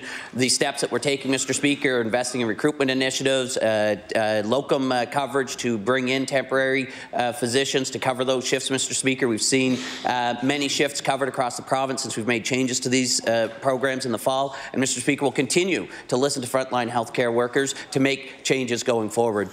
The honourable member for Cape Breton-Richmond. Mr. Speaker, the strategy that the Health Authority is pursuing to shore up emergency medicine in my area is not sustainable. It's not working. The NSHA's own recruitment criteria for family physician lists emergency medicine as an optional service. So, not only are we facing a shortage of emergency medicine physicians, but those that we're calling on to urgently fill the gap don't necessarily need to be emergency medicine specialists. Will the minister please look into the clear deficiency in the way that the NSHA plans to recruit and retain emergency physicians at the Straight Richmond Hospital and at St. Anne's? The Honourable Minister of Health. Thank you, Mr. Speaker. The member noted exactly what the NSHA's recruitment initiative is recruiting, as we've talked about for the last, since my time in office, Mr. Speaker, focus on recruiting primary care physicians to communities across the province, Mr. Speaker. That work is part of strengthening our access to primary care, which helps keep people out of emergency departments, Mr. Speaker, when the primary care needs are being met. That's been a focus, Mr. Speaker, of the NSHA and of this government. And for the last 4 months, Mr. Speaker, we've seen fewer Nova Scotians registering needing access to a primary care physician. That's showing that the initiatives that we've been putting in place are working. The honourable member for Dartmouth North. Mr. Speaker, my question is for the Minister of Environment. On Tuesday, this government told the Supreme Court that it has, and I quote, no position on whether the police should be directed to remove the Sebenegatick water protectors from their Treaty Truck House, where they are protesting the Alton Gas project, and I'll table that. It is disappointing to see our government try to wash its hands of a situation that it is responsible for creating. We have been waiting a year for the minister to issue her decision on Sebenegatick, on their appeal of the project's approval. Why is the minister allowing work on the project to proceed and create conflict while we wait for her decision? The Honourable Minister of the Environment. Thank you, Mr. Speaker, and thank the honourable member for this question. Certainly, we have been involved with the Alton Gas project. We have a valid environmental assessment that has gone forward. They also have an industrial approval with terms and conditions on their approval. Our staff monitor that approval. The issue with Sebenegatick and the Alton Gas site. This is certainly an issue between a private landowner and law enforcement. It's not something that the department needs to be involved with. Thank you, Mr. Speaker. The honourable member for Dartmouth South. The minister had the option of putting a pause on the project until the appeal process is resolved, but she did not. She is allowing the work to continue, even though the Supreme Court of Nova Scotia directed her 2 years ago to make a decision on the appeal. When a First Nation appeals a project approval, but government allows that project to move forward anyway, I'd say that flies in the face of reconciliation. Will the minister acknowledge that by failing to make a decision on the appeal and allowing the work to continue, that she is increasing the tensions between Alton Gas and Mi'kmaq water protectors? The Honourable Minister of the Environment. Thank you, Mr. Speaker, and thank you for that. I am well aware that there is still an appeal ready that can come forward. That decision's not ready to be made yet. When I feel confident that we have all the information we need and I can make that decision, I will. Thank you. The Honourable House Leader for the Official Opposition. Speaker, question for the Minister of Municipal Affairs. It's almost a couple of weeks ago, I looked at a copy of the Inverness Oran, and on the cover I read where the municipality was offering, I think it was $750,000 for the repair and reconstruction of a wharf on Port Hood Island. And in the story, they had indicated that the municipality had made their contribution and they were waiting to hear from the province and the federal government, which suggested an application had been made to the province. Can the minister confirm if the municipality actually applied for provincial infrastructure funding on behalf of Port Hood Island residents and others who use that wharf? The Honourable Minister of Municipal Affairs. Thank you very much, Mr. Speaker. And the application or that the issue that the member has raised, I'm not familiar with. So I can't confirm at this moment, but I'm not familiar and don't recall ever seeing any such application. The Honourable House Leader for the official opposition. Mr. Speaker, thank you. I wonder if the minister can confirm if individuals or community organizations can apply for this type of funding from his department, or if the program is only open to municipalities who may apply on behalf of their residents. The Honourable Minister of Municipal Affairs. Thank you very much, Mr. Speaker. The application process is generally driven by municipalities who set their priorities regardless of what they may be. Specific to wharfs, though, Mr. Speaker, just for the honourable member and others' information, I don't believe there is a program specific to wharfs that currently exists at this time. There may be in the future, but I don't believe there's anything currently available. Thank you. The Honourable Member for Colchester, Musquodoboit Valley. Thank you, Mr. Speaker. My question is for the Minister of Education. The Halifax Regional Centre for Education is the public school district responsible for all the elementary, junior high, and senior high schools located in the Halifax Regional Municipality. In December, a constituent called the HRCE to report an issue located near the Upper Musquodoboit Consolidated Elementary School. The response was, "We have a school in Middle Musquodoboit, but not one in Upper Musquodoboit." Is that the one you're referring to? Anyway, it was a surprise response. So my question for the minister is, are inventory controls regularly reviewed and updated, and are the new hires required to learn about the inventory that their department is responsible for? The Honourable Minister of Education. Yes, Mr. Speaker. The Honourable Member for Colchester, Musquodoboit Valley. Oh, that was quick.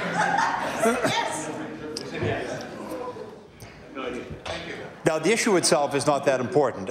There was a runoff water from a ditching failure at the school, and it was fixed, pretty quickly. I'm just concerned that rural facilities are not given the same attention, I guess, as some others. Now the schools are the direct responsibility of the department.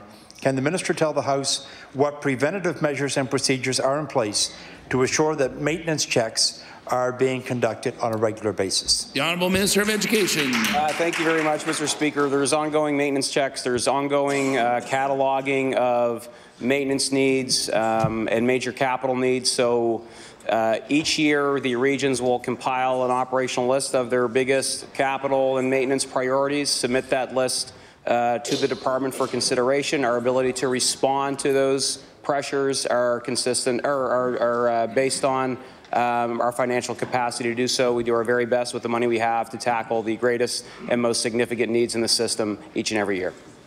The Honourable Member for Cumberland North. Mr. Speaker, in 1995, the Highway 104 Western Alignment Act was established. It is an act to provide for financing, construction, and operation of the Western Alignment of Highway 104, otherwise known as the Cobequid Pass.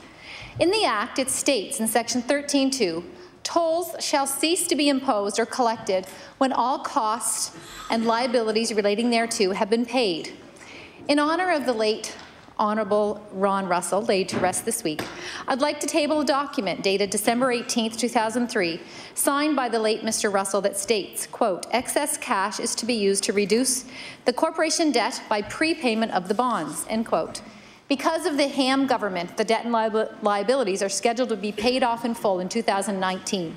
My question to the Premier is, will he honour the Highway 104 Western Alignment Act and honour the great people of Colchester and Cumberland counties and remove the tolls in 2019? The Honourable Premier. Thank you, Mr. Speaker.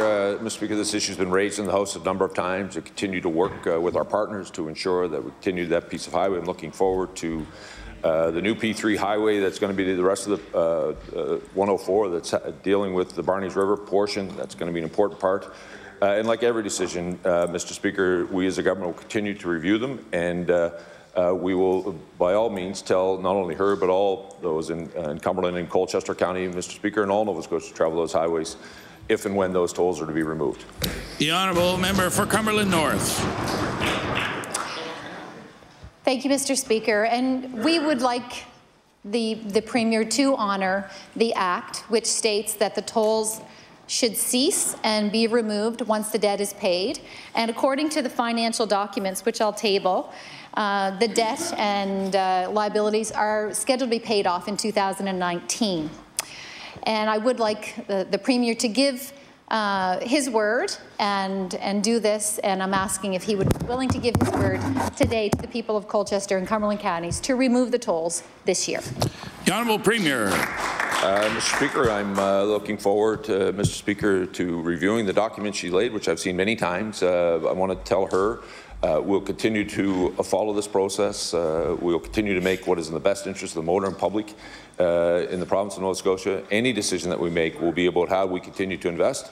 And I'm sure she'll be happy to recognize when the Minister of Finance stands up the Tuesday, the 26th. We've delivered our fourth balanced budget, Mr. Speaker, with the investments that we're continuing to make. The Minister of Transportation stood up yesterday, talked about the major investments we're making in highways. And I want to assure the honourable member that Cumberland and Colchester counties will be an important part of we continue to make those investments. The honourable member for Queens Shelburne. Thank you, Mr. Speaker. My question is for the Minister of Fisheries and Aquaculture. Residents in Queens Shelburne continue to have concerns about the operations of Cook Aquaculture. On February the 28th, truckloads of fish were removed from the Coffin Island site in Liverpool. On March 14th at 8:41 p.m., Cook Aquaculture sent an email stating their staff are removing deceased salmon this week from the site in Liverpool, and I'll table that, Mr. Speaker. So I'd like to ask the Minister, when was his department notified of the latest fish kill at Coffin Island site? The Honourable Minister of Fisheries and Aquaculture. Thank you very much. We're aware of that situation, and we continue to investigate it, and our vets were on site recently. The honourable member for Queens Shelburne. Mr. Speaker, my question was, when was the department made aware of that fish kill? Mr. Speaker, this isn't the first time Cook Aquaculture has experienced significant mortality events in Queens Shelburne. Cook Aquaculture has now made applications for 2 new sites in our beautiful Liverpool Bay and an expansion of the Coffin Island site. Many constituents are concerned, even though the minister talks of greater transparency in the process. Now that the application has been made and the department will conduct its technical review, will the minister commit to releasing all of that information to residents of Queens Shelburne? The Honourable Minister of Fisheries and Aquaculture. Thank you very much for the question. We have a complete regulatory process in place around aquaculture sites. It's very rigid now. The companies have reporting responsibilities, which they did do to the community this time. This mortality, it's not a kill, it's a mortality as a weather event, and we were investigating that. As far as information around the applications are concerned, there's a whole process around that. That will go to a private or an independent review panel to review all that information. It's the responsibility of the company to make sure that that information is provided, and the community will have a chance for having input at that point. The honourable member for Dartmouth South. Thank you, Mr. Speaker. My question is for the Minister of Business. Nova Scotia needs green jobs. We need a plan to get a clean economy. Tens, if not hundreds of thousands of students will be marching at noon today to demand that. But I don't see any evidence that this government has a plan. For 6 years, our employment growth has been sluggish compared to the rest of the country. Our incomes are stagnant while prices are going up. Outside of Halifax, we're losing jobs, almost 9,000 of them since 2013. Oil and gas jobs have disappeared since 2012, and while there may be a few small booms left in the industry, the outlooks say it's mostly a bust. Nova Scotia needs a plan, a green jobs plan. Can the minister tell this House why he has no comprehensive strategy to create the thousands of good green jobs we need in Nova Scotia? The Honourable Minister of Business. Thank you, Mr. Speaker, and I thank the member for the question, the House Leader for the NDP. It certainly is part of the mix. It is part of the conversations around green jobs. The new economy is built on renewable energies, the infrastructure, and the systems that will be required to sustain that infrastructure. Mr. Speaker, there's been 1,400 jobs associated with the green economy thus far across the province, which certainly we'll see grow exponentially over the next number of years because it has to. Nova Scotia is going to be a leader. We're a leader in reduction of GHGs. We're going to be a leader in the green economy as well, doing it smart, prudently, and making sure that we're hiring people and we're providing energy that's in the best interest of the province. The Honourable House Leader for the New Democratic Party. Mr. Speaker, I thank the Minister for his answer, but with respect, being part of the mix is not enough. This government has had 6 years to make a real impact, but we have not made significant progress on the major challenges facing Nova Scotians. I'm sure the Minister will argue that there isn't a silver bullet to create good jobs, revitalize rural communities, cut emissions, and make our communities cleaner and healthier. But there is. There actually is. It's major public investment with a clear strategy and a triple bottom line return on investment that is democratic and invites participation from all over the province. That's what a green jobs plan is. But since this government doesn't have one, I'd like to know, Mr. Speaker, can the minister tell us when we will see a comprehensive green jobs plan, or will we let Nova Scotians continue to fall behind as the world economy moves on without us? The Honourable Minister of Business. Thank you, Mr. Speaker. And again, I thank the member for the question. I would respectfully disagree. I think we are leaders. We're leaders in the development of the green sector. And Mr. Speaker, I think that to the member's point, everything that we do in terms of government investment, the green economy, renewables, how we grow, the new age of energy is part of the mix. And then every investment is connected to the new direction that we're heading. We're creating jobs with a $700 million capital plan, Mr. Speaker. We're creating jobs. We're giving up. Thanks, Premier. We're building a leading broadband program that exists nowhere else, which will provide access for rural Nova Scotians to participate in the new green economy. And unemployment at an all-time low where we are now. Mr. Speaker, and of course, we're going to continue to make good decisions, make smart investments, continue to support the tourism sector, and the list keeps on going, but I got to sit down. Thank you. The Honourable Member for Pictou Centre.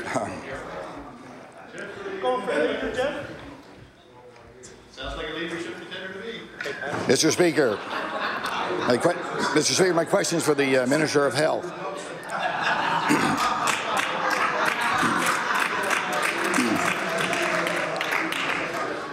Mr. Speaker, all members of this legislature,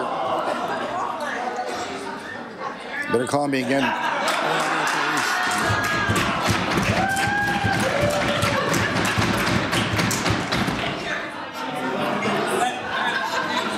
The Honourable Member for Pictou Centre will start again.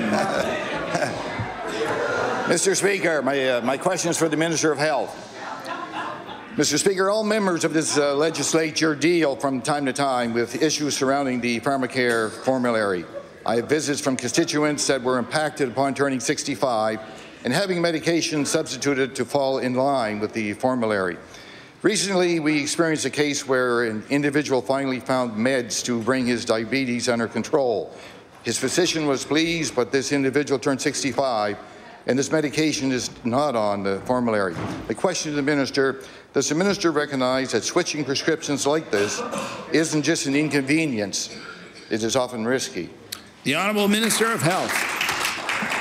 Thank you, Mr. Speaker, and I thank the member for bringing this question to the floor on behalf of his constituent. I don't have specific details, but certainly we can connect on a specific case if he has one. But in generalities, how our pharmacare program works, Mr. Speaker, it does have a formulary that covers prescription drugs. As far as clinical concerns, Mr. Speaker, when it comes to most pharmaceutical drugs, there are generic versions. They are essentially the same drugs, but at a much cheaper rate. Those are often what are given preference on our formulary to ensure that we can provide more coverage to more Nova Scotians at an affordable rate while providing the same clinical and meeting the same clinical requirements for patients. The Honourable Member for Pictou Centre. Thank you, Mr. Speaker. Mr. Speaker, my office is aware of the special exceptions process, and my constituent followed it. Nevertheless, it took almost a full year before his needs were recognized and his medications were covered. During this year period, however, he paid the money from his pocket to remain on this medication. Not everyone has that option. In question to the Minister, we are aware of the extraordinary costs involved with this pharmacare program. However, in situations like this, How does the minister justify short-term savings against the risk posed by the substitute medications? The Honourable Minister of Health. Thank you, Mr. Speaker. As the member noted, the pharmacare program does provide for consideration for pharmaceutical coverage that is clinically necessary that may not fall under our standard formulary. Mr. Speaker, that process does exist to take into account situations like the members highlighted. But in the general terms, Mr. Speaker, we do have a formulary providing coverage for Nova Scotians with a number of different pharmacare programs, including the Seniors Pharmacare Program and the Family Pharmacare Program, Mr. Speaker, that Nova Scotians are eligible to apply for and receive drug coverage. The Honourable Member for Argyll-Barrington. Thank you very much, Mr. Speaker. I'll ask my first question to the Minister of Mines and Energy. I think we all put up more of an emphasis on doing the green thing than we have in the past. We tend to make more efficient decisions, from recycling cans and bottles to driving cars with better gas mileage. And some of my community have been asking how government makes decisions about greening of new infrastructure. As government plans and executes new construction in our communities, how does the Minister's Department get involved to ensure that these new buildings have all the green technologies that we can afford? The Honourable Minister of Mines and Energy. Thank you, Mr. Speaker. I'd like to thank the member for the question and some conversations we've had of late in projects in his constituency. We have a number of programs that we offer through the department to support Nova Scotians that employ hundreds of Nova Scotians around the province. Specific to his request, the program that we offer is the Low Carbon Communities Program. So this is an opportunity for communities across the province to apply for projects, whether it's for infrastructure or whether it's for connecting communities or it's with our Mi'kmaq communities with solar projects. This is really the fund that we use to support those projects. So if there is a project coming forward that the minister or the member or any member of the House wants to talk about, we're happy to do it. The Honourable Member for Argyll-Barrington. I'll switch over to the Minister of Education, but I do want to thank the Minister of Mines and Energy for that answer. But we are getting a new school in the community of Wedgeport, and of course I want to thank the Minister of Education for that. You know, I've gotten a lot of questions lately about the greening of Ecole Wedgeport, and I've forwarded a number of these requests to the Minister, so I'll ask. I don't know which minister. You guys can decide what you want to do there. How will the Minister's Department be aiding the Department of Education with the greening initiatives for the Ecole Wedgeport project? The Honourable Minister of Education. Thank you very much, Mr. Speaker. Once the site selection process is completed, the community will be engaged in that process in a number of ways. We will head to a design consultation phase where the community can provide input to the design and the framing of the tender. For the build. Part of that will be green. We'll have green components as a part of that competitive bidding process. So that will be something that we do evaluate, take into consideration when we eventually provide the award for that tender. And Mr. Speaker, I appreciate the member's comments. All it took to get a school in Wedgeport finally was a Liberal government, and I appreciate him recognizing that. Thank you. The Honourable Member for Pictou West. Thank you, Mr. Speaker. My question is for the Minister of Education. Pictou West is one of the very few constituencies in the province of Nova Scotia that has been overlooked with regards to the pre-primary program. And I've stated before in this chamber that the rollout of this program was rushed and unfair. It's been sold as a universal program, but not every child in Nova Scotia is getting the same start to their education, unfortunately. And, Mr. Speaker, you're only 4 once. So if you're not offered the program when you're 4, then you're falling behind the other 4-year-olds in the province. So my question to the Minister of Education is, when will he be implementing a pre-primary program in Pictou West? The Honourable Minister of Education. Thank you very much, Mr. Speaker. I'm continually amazed by the Conservative position on pre-primary. First, the party votes against it. The leader of the opposition. The Honourable Minister of Education has the floor. The leader of the official opposition said if his party was in government, there would not be a pre-primary program. The members opposite continually attack the program, say it's rushed, that we're moving too quickly, and then in the other breath, Mr. Speaker, they asked us to move even quicker. That's hilarious, I think, Mr. Speaker. The application and rollout of pre-primary has been year over year. We have been ambitious. We have utilized the EDI information. It's been needs-based. The communities that have childcare deserts, where we know the needs of the students are high, and we go into those communities first, Mr. Speaker. We're at about half coverage right now, about 50%, and over the course of our mandate, we will reach 100% access, Mr. Speaker, to every single student and family in this province. The honourable member for Pictou West. Thank you, Mr. Speaker. We were never against the program. We were against the fact, no, we were against the fact that not every child was going to have the opportunity to start the program at the same time. I like your program. I like your program. Please. The honourable member for Pictou West has been Starting Blocks Daycare and Preschool in Pictou West has been operating for 25 years, employing 6 full-time teachers, and currently their facility meets the requirements for the primary program, unlike many of the actual schools that it's been introduced in.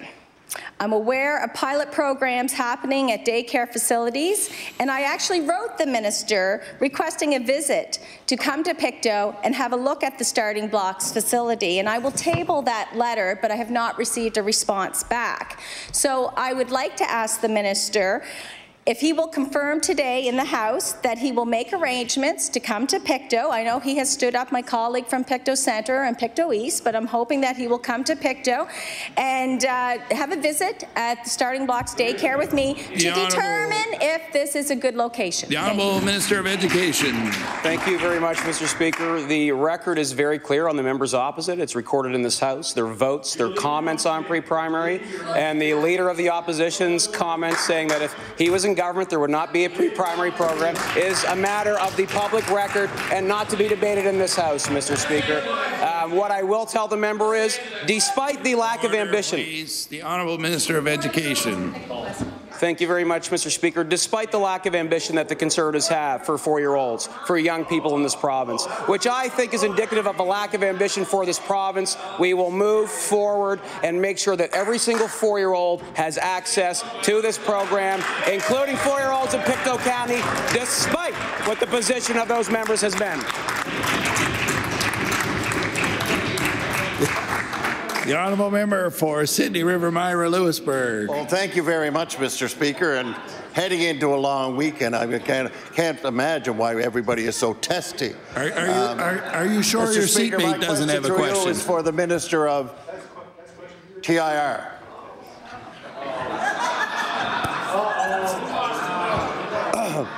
Mr. Speaker, I would like to start off first by thanking the Minister for a tender that was issued earlier this week for some roads in my constituency. I've heard back from a number of people that are going to be affected by those tenders, and they're quite pleased about it being called. But I've also heard, Mr. Speaker, from a number of other residents on other roads that are wondering when their turn is going to come. And I'm just wondering if the minister would give some consideration to the Front Lake Road, Caribou Marsh Road, the Morrison Road, and the Birch Grove Road. Mr. Speaker, those are roads that are being impacted by poor road conditions, and I would even be willing to take the minister on another drive if that would help. The Honourable Minister of Transportation. Thank you very much, Mr. Speaker, and I thank the member opposite for the question. And anytime I get to visit the beautiful riding that he represents, I really enjoy it. I spent some time there, and I appreciate his kind comments about the 15 kilometres of paving that is in tender for that particular riding. One of the largest, longest paving projects that we have for this year. And in terms of the list of roads that he has suggested those are all good candidates. There are many good candidate roads across the province. We have a very scientific process for determining where the money is spent, and I am absolutely shocked that he has not mentioned the New Boston Road. Thank you very much. Time allotted for oral questions put by members to ministers has expired. We'll now move on to government business. The Honourable Government House Leader. Thank you, Mr. Speaker. Would you please call public bills for third reading? Now call public bills for third reading. Mr. Speaker, would you please call Bill number 84, the Canadian Coast Guard Auxiliary Appreciation Act? We'll now call Bill number 84, the Canadian Coast Guard Auxiliary Appreciation Act. The Honourable Minister of Finance. Thank you, Mr. Speaker. Mr. Speaker, I now move that Bill number 84, the Canadian Coast Guard Auxiliary Appreciation Act, be now read a third time and do pass.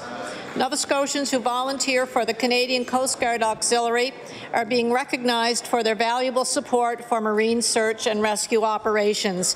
The auxiliary provides valuable support for the commercial fishery year-round and for pleasure craft in the summer. Nova Scotians appreciate the selfless contributions made by search and rescue volunteers on land and on the sea. This well-deserved recognition will help to retain and recruit volunteer members of this valuable service in their communities. The Honourable Member for Pictou West.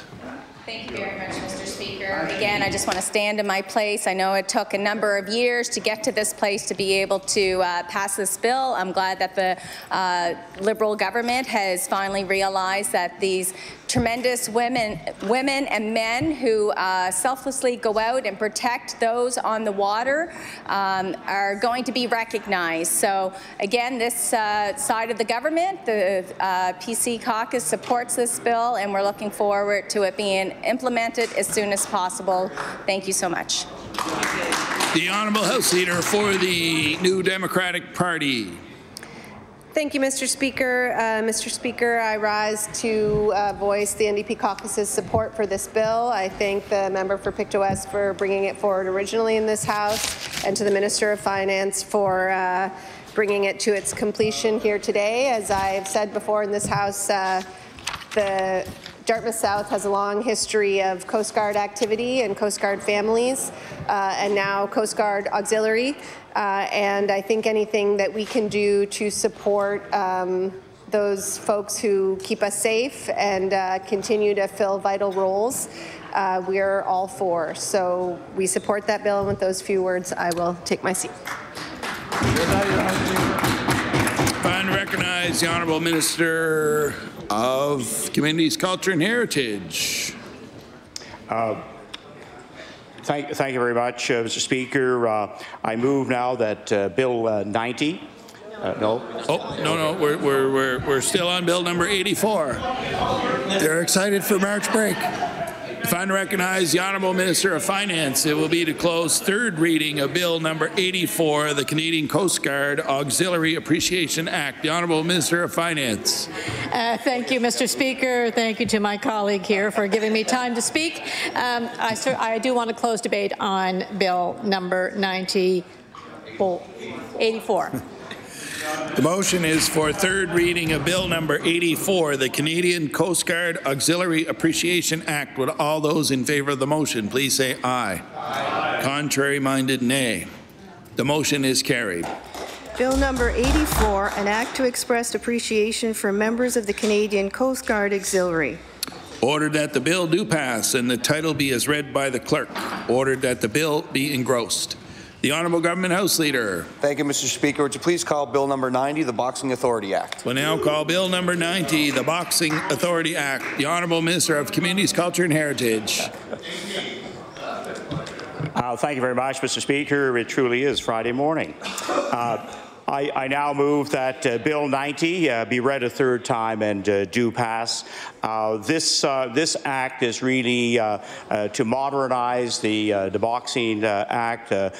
Combat sports, of course, have become part of what they now govern, and it really brings our Authority Act in line with Canadian standards, especially as it applies to the medical issues around boxing and combat sports. The motion is for third reading of Bill number 90, the Boxing Authority Act. Would all those in favor of the motion please say aye. Aye. Contrary-minded, nay. The motion is carried. Bill number 90, an act to amend Chapter 43 of the Revised Statutes 1989, the Boxing Authority Act. Ordered that the bill do pass and the title be as read by the clerk. Ordered that the bill be engrossed. The Honourable Government House Leader. Thank you, Mr. Speaker. Would you please call Bill number 91, the Nova Scotia Museum Act? We'll now call Bill number 91, the Nova Scotia Museum Act. The Honourable Minister of Communities, Culture and Heritage. Thank you very much, Mr. Speaker. I move that Bill 91 now be read a third time and do pass. And the Museum Act, of course, had not been updated for about 30 years, and this gives an opportunity for a new governance model. Also opportunities for fundraising, and really a revitalization of our museum system. And I think this legislation will start to move us in that direction. The Honourable Member for Dartmouth North. Thank you, Mr. Speaker. I'm just going to quickly say a couple of words about this act. I understand it is mostly a housekeeping act as well, but I just wanted to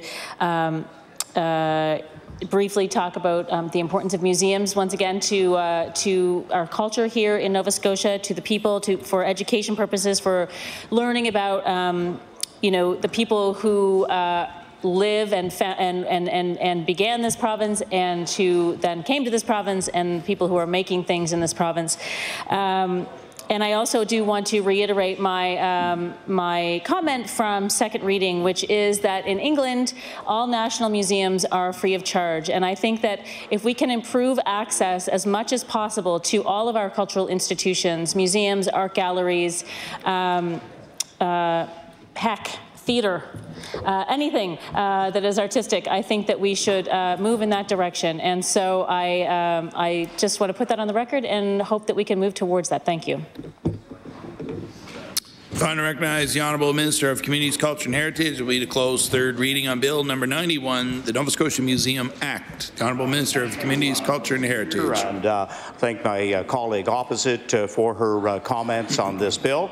And I now move that we close debate on Bill 91. The motion is for third reading of Bill number 91, the Nova Scotia Museum Act. Would all those in favour of the motion please say aye. Aye. Contrary-minded, nay. The motion is carried. Bill number 91, an act respecting the Nova Scotia Museum.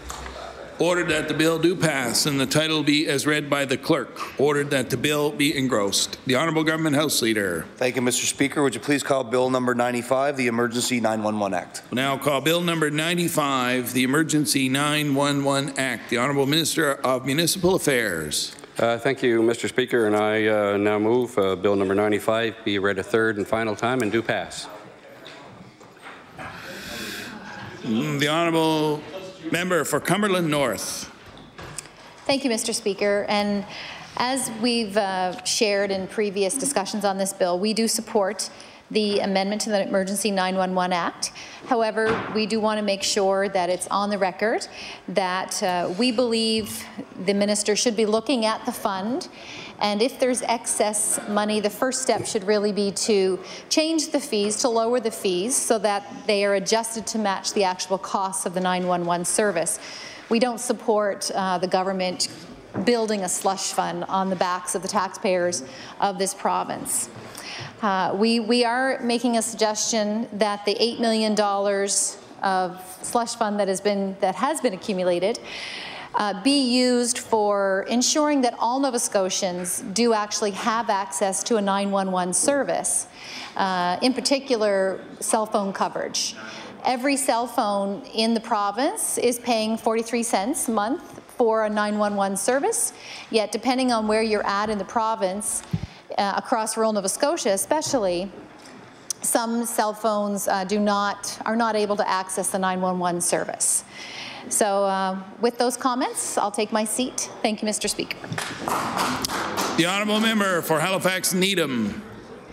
Mr. Speaker, just to briefly comment that, I mean, certainly the 911 service and system is very important, and we need to ensure that it is working well across the province. And I welcome the government's attention to it because we know that in an era of greater climate extremes, more frequent and more extreme weather events, we will be needing to respond well on emergency to emergencies. Unfortunately, more frequently. So I think it's very important that the government be paying attention to EMO, to 911, to all of the human infrastructure, as well as the systems, the relationships which enable us in this small province to respond. I just want to briefly comment on the use of my colleague's term slush fund. I mean, what we're talking about are government revenues, and government revenues are a part of government. When we pay taxes, we contribute to government revenues. We use those revenues to provide the services that we cannot provide for ourselves as individuals. Certainly through the Auditor General, through the budget estimates process, we want to ensure that those revenues are being spent well, but I think it's a dangerous slope to go down when we start referring to government revenues as a slush fund. I don't think anybody is dipping into that slush fund for any purpose that is nefarious. Perhaps it's a source of revenues that we can look at reinvesting. Yes, absolutely, but let's call it what it is, which are revenues, and ensure that we are working together to make the best investment with those funds that are available to us. Thank you. So just for the record, the term slush fund is an unparliamentary term, but also the context of the use of any term is up to the discretion of the Speaker, and I did not interpret there to be any undue context around the use. So just for purposes of clarity. The Honourable Member for Argyle-Barrington. Thank you very much, Mr. Speaker. And I find it interesting when I listen to my colleagues from the NDP when they're here defending the Liberals. I find that very difficult. I find that difficult to believe in this particular case. Mr. Speaker, I think what we in the official opposition tend to believe in this issue is that the funds that are received through a tax on those individuals who have a phone, a cell phone or a landline phone, that charge, which was originally intended to use for only the 911 system, for the money required to operate that system. We find out now that, of course, because of the proliferation of cell phones, that many more people are paying this small tax. It's not a very big tax, but we are taking in hundreds of thousands of dollars a year that are not being put into the 911 system. It is a 911 system tax, surcharge, whatever we want to call it. It goes into a fund at this point and has been sitting there for a bit of time, and I don't know the exact amount of time that it's been accruing, but it's been there for some time. And we want to make sure that those dollars either A, are used to improve the 911 system, or support the expansion of the 911 system. I think we would be it'd be very unfortunate to see that the charge either stays the same and the dollars go to a bunch of different things that the minister feels is important when they are not necessarily 911 related. If they are emergency related, maybe, because they do have some kind of tie-in to the 911 system. But if they end up going to what should be a, I would call, I think what was the original program called, I forget now, what the Emergency Providers Fund, if it becomes the Emergency Providers Fund, I think that's not the correct way to do it. I think we need to create a real Emergency Providers Fund, fund it correctly, and take the 911 charges and use them appropriately.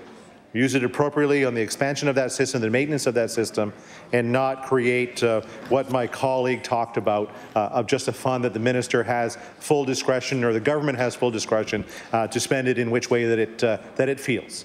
So if we use the wrong word on this one, and it is because of previous Liberal funds that were used at their own discretion for different reasons, and if it's an unparliamentary word, I will stay away from that word, but we all know what it's called when snow and ice gets a little watery. I recognize the Honourable Minister of Municipal Affairs. It will be to close third reading of Bill number 95, the Emergency 911 Act. The Honourable Minister of Municipal Affairs. Thank you very much, Mr. Speaker, and I'll make just a couple of quick comments in closing. First, thank you to all of the members who have commented on this bill. I appreciate that. To the honourable member for Argyle-Barrington, a very definitive way of describing something else, so I too will clarify just a couple of points on definitions. One being, it is not a tax. There is a true definition of a tax. It is a fee that is collected. And believe it or not, there are legal definitions of both. This is indeed a fee, so I felt it necessary to certainly clarify that. This is not about some fund, just to be clear. This is very much about things, as the honourable member for Needham has mentioned. This is about what's coming, the climate change issues that we are having. Government is reacting to that. We know we have the ability there. We will look at all things that come in. I'm sure there will be all members across this House will be looking at how they can look at their constituencies and maybe look at needs that might exist. We'll be open to all of that. But this will be definitely within the parameters of this piece of legislation as it is indeed laid out. So with those few comments, Mr. Speaker, I will move to close debate on Bill number 95.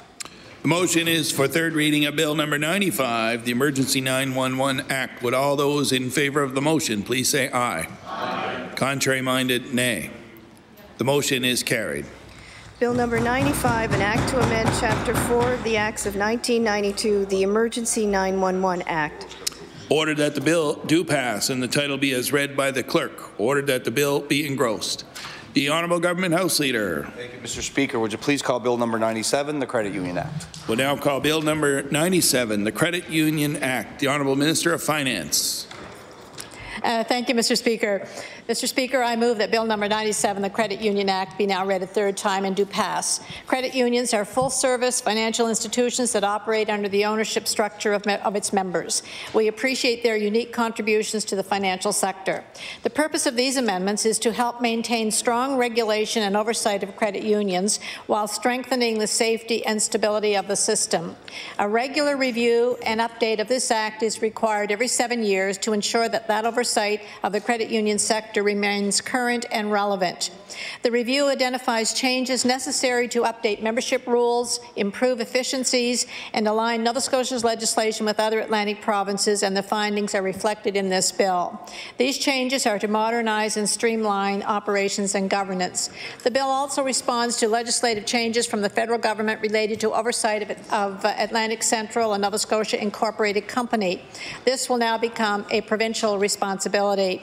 Mr. Speaker, we believe that updating the Credit Union Act will encourage the spirit of financial co-op movement in all communities across this province. Mr. Speaker, we've heard the support for that particular initiative and that movement. We all value and respect credit unions both in metro and rural parts of the province, and I'm looking forward to hearing any of their comments.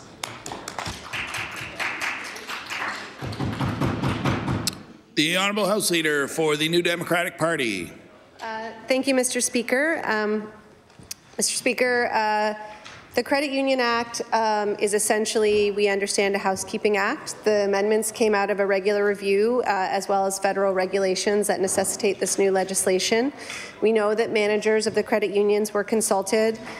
We know that the key changes are small and for the most part make a lot of sense. But we also know, Mr. Speaker, that this government didn't consult the Office of the Information and Privacy Commissioner, and she has registered concerns. So without going into any of that in detail again, I would just say that it is our position that there may in fact be good reasons not to follow the advice of privacy experts, but at the very least, Mr. Speaker, the members of this House deserve to know what those reasons are, as do the citizens of Nova Scotia. So while in general I think this Act seems to make sense, is not offensive, we still have a major reservation based on what we have been told by privacy experts. So with those few words, I'll take my seat and hopefully look forward to some comments from the Minister on why that decision was made. The Honourable House Leader for the official opposition. Mr. Speaker, I was almost not even going to get up to speak, but I just want to say briefly, based on our discussion yesterday in Committee of the Whole House and the comments I made there, I have some general comfort with this and the fact that the Privacy Commissioner has not come back after the government claims they've addressed her concern. Unless we start hearing loudly from somebody, I have comfort with this bill passing because I think it's doing what it's intended to do, which is to replace the federal government as the entity which governs how credit unions operate in the province. Time to recognize the Honourable Minister of Finance. It will be to close third reading of Bill number 97, the Credit Union Act. The Honourable Minister of Finance. Thank you, Mr. Speaker, and I do want to thank the member from Inverness. The clarification that was provided yesterday certainly indicated that we had contacted the privacy officer's office, provided that clarification, have not heard anything back from that office, but it did provide the clarity that we believe may have prompted her letter. So, Mr. Speaker, I do move that this bill number 97, the Credit Union Act, pass. The motion is for Bill number 97, the Credit Union Act, for third reading. Would all those in favour of the motion please say aye. Aye. Contrary-minded, nay. The motion is carried. Bill number 97, an act to amend Chapter 4 of the Acts of 1994, the Credit Union Act. Ordered that the bill do pass and the title be as read by the clerk. Ordered that the bill be engrossed. The Honourable Government House Leader. Thank you, Mr. Speaker. Would you please call Bill number 99, the Assessment Act? We'll now call Bill number 99, the Assessment Act. The Honourable Minister of Municipal Affairs. Thank you very much, Mr. Speaker, and I now move Bill number 99, the Assessment Act, be read for a third and final time and do pass. The Honourable Member for Cumberland North. Thank you, Mr. Speaker. And again, I would like to share we support the amendment to the Assessment Act, and we support the change out of the bed and breakfast definition with the small-scale residential tourist accommodation establishment definition. We do believe it's important to that legislation is changed to reflect the changes within our shared economy. We do have some concerns, Mr. Speaker, that the Assessment Act does not actually identify or define the small-scale residential act or tourism accommodation establishment with regards to taxation, how many rooms, what is their criteria, and how is it actually defined. We do have concerns about that, but we do support this change. Thank you, Mr. Speaker. Fine to recognize the Honourable Minister of Municipal Affairs will be to close third reading of Bill number 99, the Assessment Act. The Honourable Minister of Municipal Affairs. Thank you, Mr. Speaker, and I appreciate the Honourable Member's comments and points on the bill. I want to assure her that is why we will be out there over the next year doing in-depth consultation with our municipal partners right across this province, and that will be how we identify the number of rooms and other things as we go and the regulations are created. So thank you very much for those comments. Thank you, Mr. Speaker. I do now move to close debate on Bill number 99, the Assessment Act. Motion is for third reading of Bill number 99, the Assessment Act. Would all those in favour of the motion please say aye. Aye. Contrary-minded, nay. The motion is carried. Bill number 99, an act to amend Chapter 23 of the Revised Statutes 1989, the Assessment Act. Ordered that the bill do pass and the title be as read by the clerk. Ordered that the bill be engrossed. The Honourable Government House Leader. Thank you, Mr. Speaker. Would you please call Bill number 101, the Tourist Accommodations Registration Act? We'll now call Bill number 101, the Tourist Accommodations Registration Act. The Honourable Minister of Business. Thank you, Mr. Speaker. I move that Bill number 101, the Tourist Accommodations Registration Act, be read for a third time and do pass.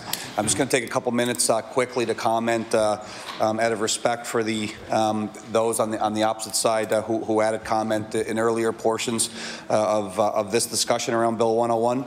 The member for Cape Breton-Richmond around consultation, the NDP House Leader around enforcement, and the member for Halifax-Needham in terms of housing. I think that with the consultation piece, and I think that looking at the face of it, that there was one, I think it was two members of the Airbnb sharing economy who were hosts. Were part of the working committee. That was true, and again, looking at that particular committee, it was two individuals who gave their personal perspective. So at that working group level, it was cross-departmental, Airbnb representative, hotels association, tie-ins, etc. But I think that wasn't where the Airbnb hosts really had their impact. Obviously, those members and the comments there were valid, but the bigger piece is just the collective consultation that I've done sort of personally, literally hundreds of touch points of discussions at tourism conferences, in my own community at Glace Bay. Everywhere I go, when someone says that they're an Airbnb host, I dive right into it, not only in terms of their experience, but also in terms of what it would take to have that light touch around regulation, but not push them out of the market. That really was the balancing point here for us. We want Airbnb to exist because it's going to happen, the shared economy for fixed roof accommodations, Airbnb and the other hosts that participate there. So we didn't want to come down with heavy-handed regulation. That would be a decision point where people would just say, look, this is not worth it. The red tape, the extra expense, the extra regulation if it was inspections or such. But on the other side, of course, this was an operation that was unregulated, no registration, and no requirement to be registered and licensed under the Tourist Accommodations Act, which is being repealed here. And look, I've said it many times, and I believe it, and this really was the driving force for me getting into this particular bill, was the fact that the tourism accommodations providers in this province have shouldered the load for decades, and they've built our tourism complement up to a point where we're seeing tremendous success. And that's largely a credit to them and the work they've done. The investment, the risk, the blood, sweat, and tears that they put into their operations to keep them afloat. And now, as they get to enjoy some of the fruits of their labor, there's a new mechanism, a new model, a new option for people that really has gone very much unregulated. In fact, absolutely unregulated. So that's the balancing act. But with respect to the consultations, every step of the way, from all the senior folks who are part of crafting this legislation, even tie-ins themselves, everyone understands that Airbnb hosts. They operate under a certain set of rules, and if we have this for registrations, if it's not your principal residence, they still have to be. They're still subject to paying HST if they hit 30,000, like every other business in the province, and of course income tax, their personal income tax. So I think that their position is very well represented, in my opinion.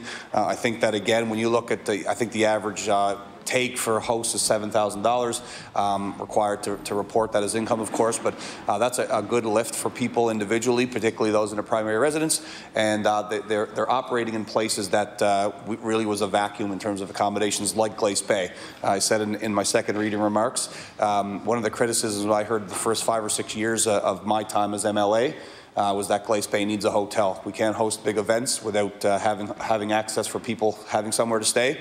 I don't hear that anymore because the shared economy has covered that gap and picked up that slack. So I think that the consultation piece we did a fair amount formally, but even with the anecdotal stuff, I think that the Airbnb hosts, share economy hosts are well represented. With respect to enforcement, I think the NDP House Leader had said this a number of times, and I agree. And with respect to how these laws are enforced, how we ensure that these operations are safe, that these operations are meeting all occupational health and safety, building code requirements. These are things that are in play already. With respect to, and I just named a couple, Fire Safety Act, municipal bylaws, National Building Code, Liquor Control Act, smoke-free places. Of course, the insurance requirements that you would need as an individual operator, as a commercial entity, are all in place. So, with respect to enforcement, I think that these acts really supersede this operation under both the sharing economy and traditional operators. It really is covered. And secondly, I think that one of the things that I was asked for media in the bill briefing for this legislation was, why would we expect the people to follow it? And this sounds cliche, but it's because it's the law. And I think that when you see this shared economy become entrenched, as it is getting to that point, people will not allow those who choose to go unregistered, to not pay their taxes, to operate under the radar. It just won't happen.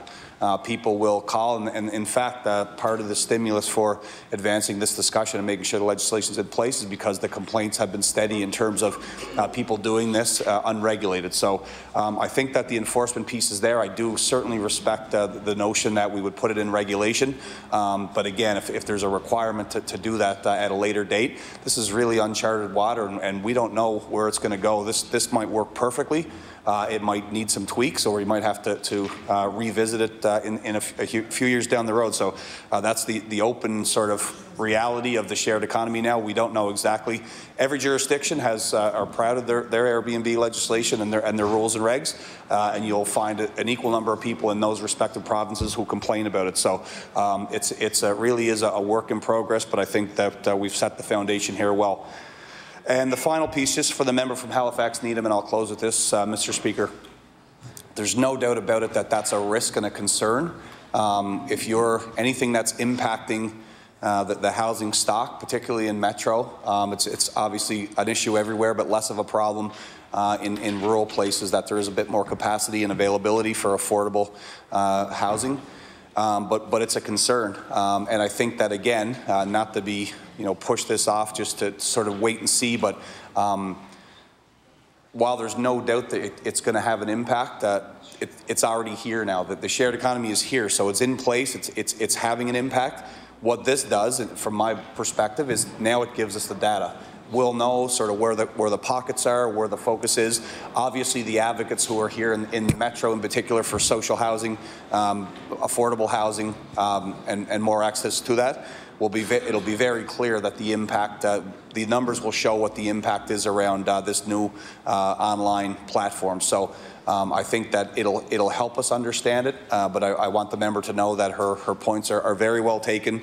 They're legitimate, and we've got to do a good job here to make sure that we're focused and we're understanding what impact this is going to have on affordable housing. And again, that's all the more reason to have regulation rules so people aren't taking advantage of this. It's a scary thought to think that people who are living on a fixed income and paying rent and relying on that home to be there for them are being removed, and it's in favor of a landlord who wants to put it on Airbnb. It's certainly a troubling thing.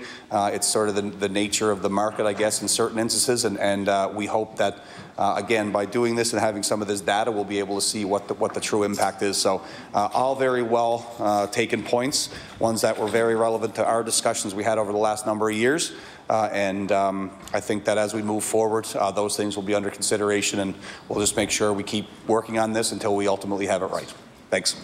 The honourable member for Cape Breton-Richmond. Thank you, Mr. Speaker, and I thank the Minister for his commentaries with regard to some of the points that I brought up yesterday on Bill 101.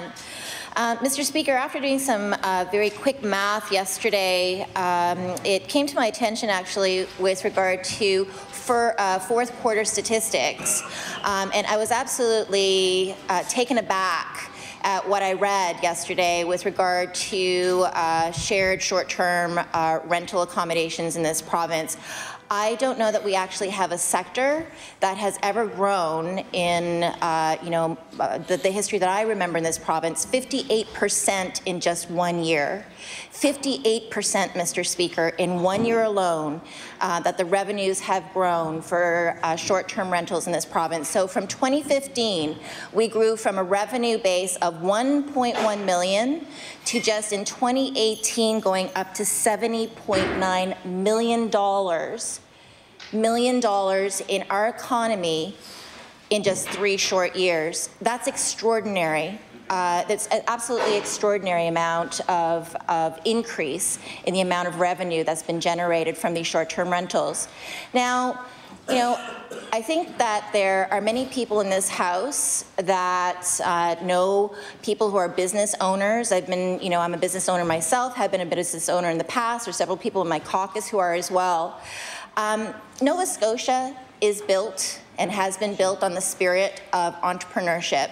And to me, I absolutely love seeing this type of thing happening, where you basically have, you know, a hole in the marketplace that can't be filled by a traditional business plan.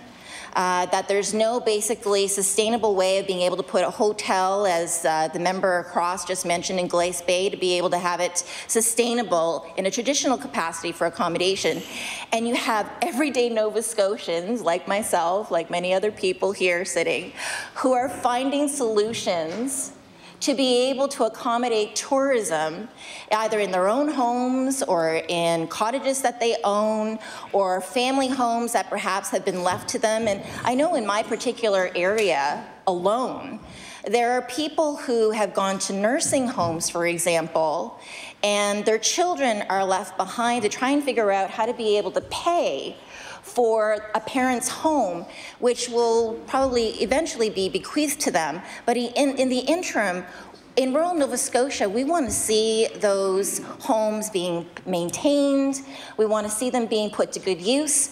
And we don't want to see families losing these properties because they can't afford to maintain them. So the shared economy in short-term rentals is actually being able to help many rural Nova Scotians be able to hold on to properties that otherwise they would never be able to do.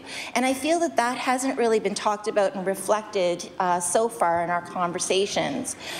It's wonderful to see that people who have their own private homes and who are hosting travelers coming into their own homes will not be, you know, unduly taxed for that. Of course, everybody's responsible to pay for their income taxes at the end of the day.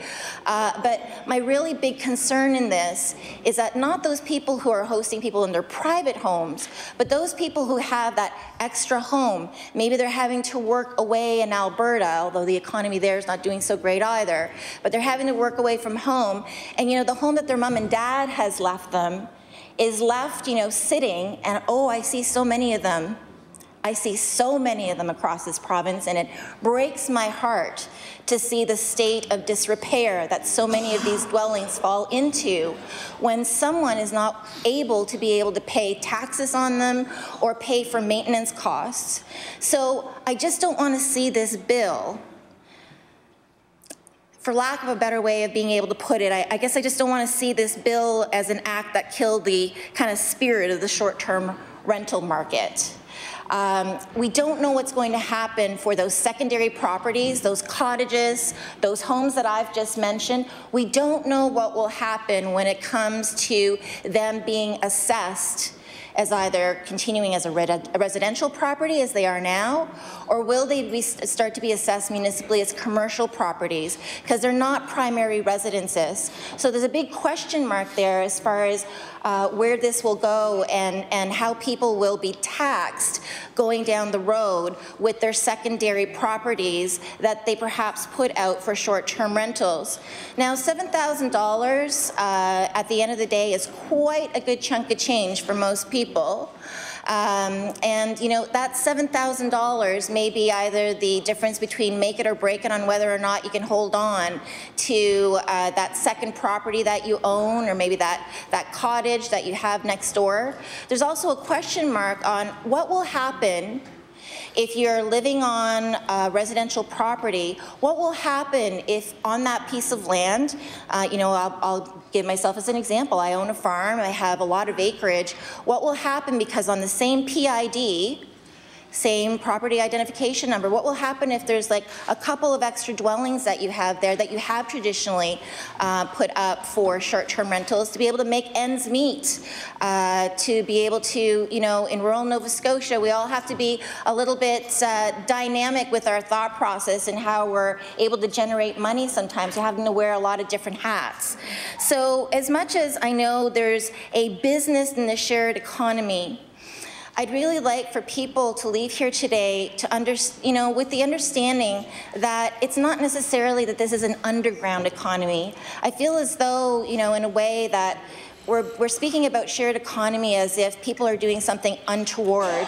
This is a whole new world as far as how services and business operate online. It's the way of the future, and I agree that we have to look at legislation to be able to regulate and be able to level the playing field for those traditional accommodations, tourism accommodation providers that have been here for us, that have been the backbone of the tourism industry in this province.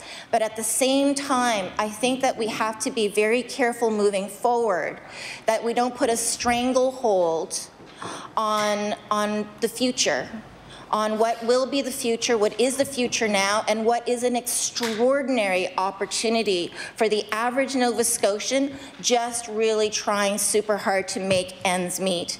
I've been getting some phone calls and some emails with people who are really upset that they see this as kind of a tax grab. And I'm really hoping that that's not what this becomes. It's not the $100 or $200 registration fee that's really at issue here, but what's at issue is how taxation on a municipal level for your property is going to change. At issue here is not whether or not Nova Scotians should be paying, their federal and provincial income tax. It's about really, at the end of the day, how much extra money is going to come out of really mostly, and again, the urban core, I know it's a bit different because there's some major housing issues and the way that the rollout is happening for shared accommodation and short-term accommodation. In rural Nova Scotia, where half of the population of this province lives, and more people are having to use their imagination and how to be able to live in rural Nova Scotia. I'm really hoping that this does not become a stranglehold on this type of free enterprise. So, Mr. Speaker, I do look forward to see what's going to be coming out in the regulations. I would again put forth that the minister and his department please try to make a more formal approach to include these thousands of people across Nova Scotia, both in the urban core and in rural Nova Scotia, who are part of this almost $71 million wave of revenue in the last year. It's important that their voices are heard around this table, and it's important that their voices are reflected in the regulations that are going to come forward. That is going to be reflective on whether or not this new enterprise, this new shared economy is going to be something that we're going to be able to look at in the history books as we did that right. I just want us to get it right. And I would just like to be able to see that spirit that's obviously alive and well in the numbers that I see reflected here in these statistics, let's not thwart that.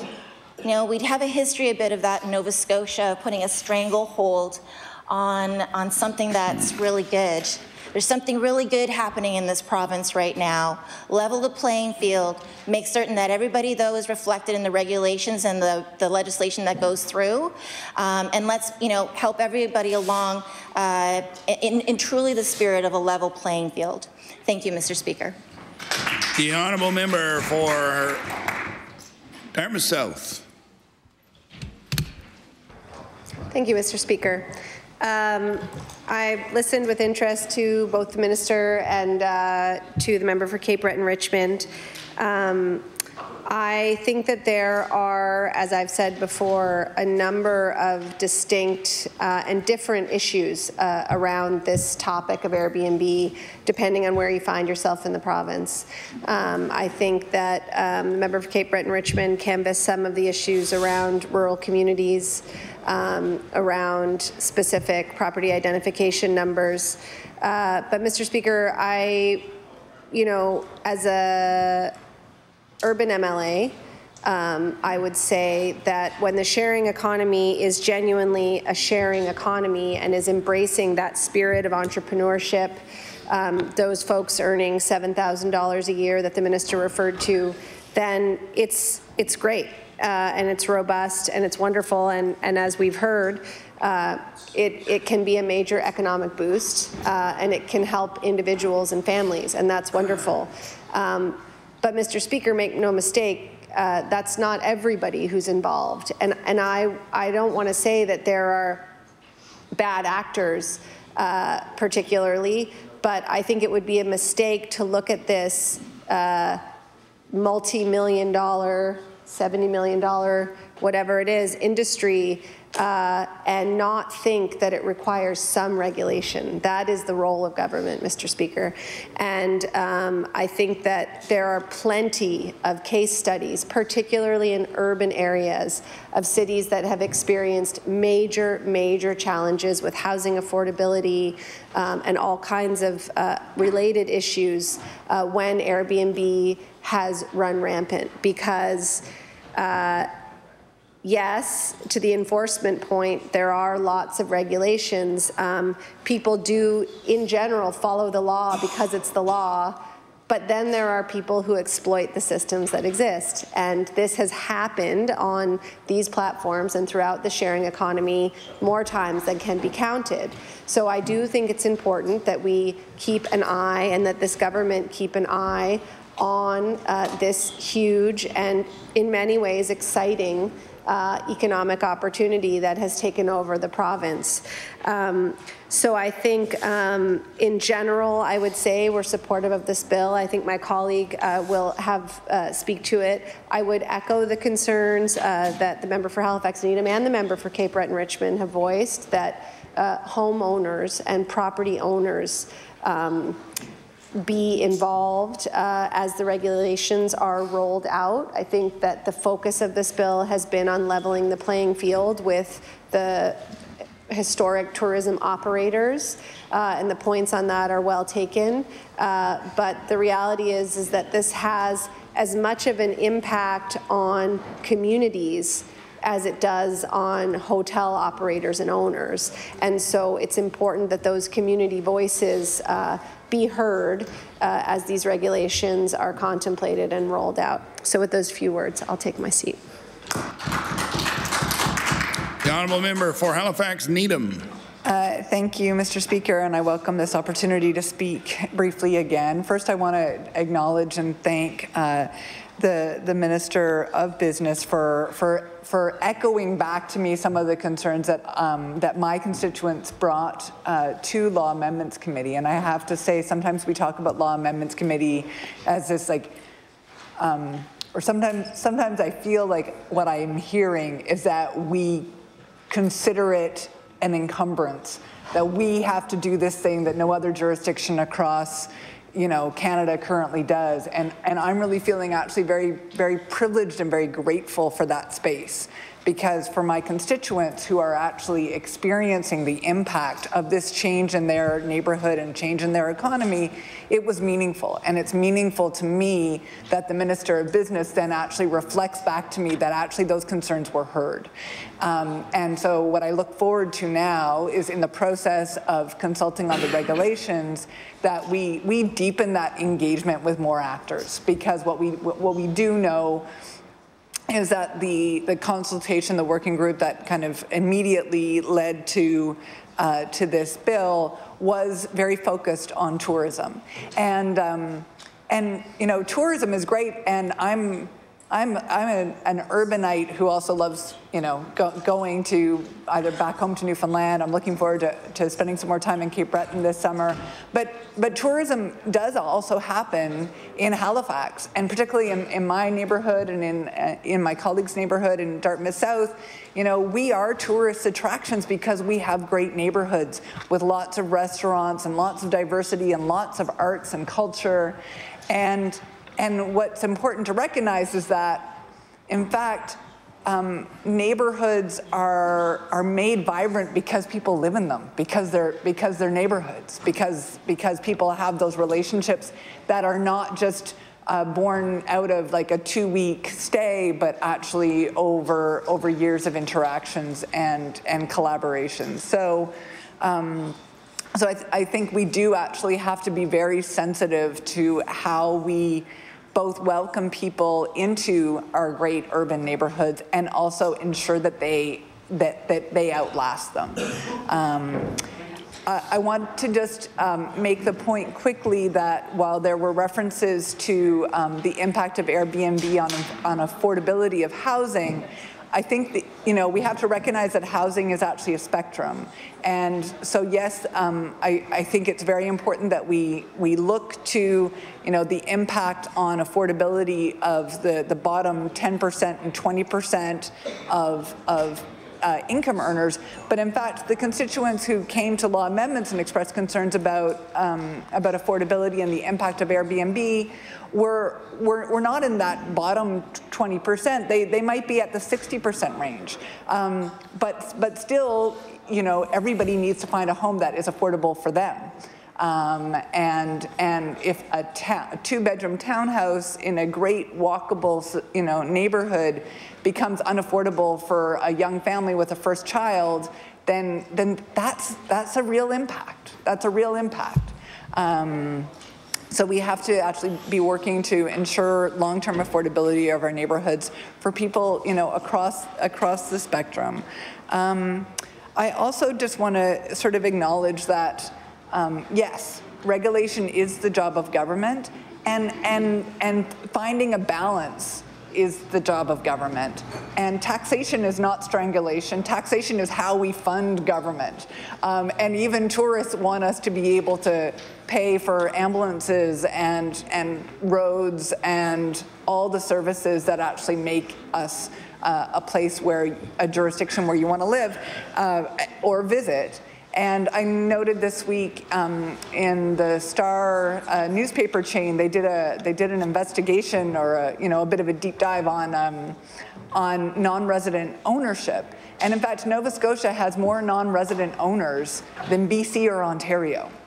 And that's I think another layer on top of this question. We're not just talking about cases where maybe an older generation has downsized or gone into long-term care or is staying with the next generation at the end of their life. We also have cases where people have already sold properties, or where historically people have owned second homes in Nova Scotia because we happen to be extremely lucky to live in this beautiful province with a ton of coastline. Well then, how are we actually making the most of that for our residents and for our viability as a province? How are we regulating? How are we taxing? How can we look at, for example, municipally, what they've done in Victoria? And I think one area of consultation as the next step gets looked at is how do we engage our municipalities in regulating the short-term rentals? How do we ensure that the province is allowing municipalities some flexibility to respond to local conditions and local concerns? But also we can be looking at PEI, where there are restrictions on non-resident ownership, or at least we can be looking at how we're taxing non-resident owners so that we're actually, again, able to generate the revenue that we need to run our province so that it's a great place for people to live, as well as continuing to be a great place for people to visit. So I think I see this piece of legislation as very much a first step, not only because it will really be fleshed out through regulations, but also because I think there's many other issues that we can look to across the province to ensure that we are striking the right balance of both allowing people to enjoy our province and also making sure that that we are, as a provincial jurisdiction, regulating and taxing in a way that allows our long-term viability and resilience. Thank you very much.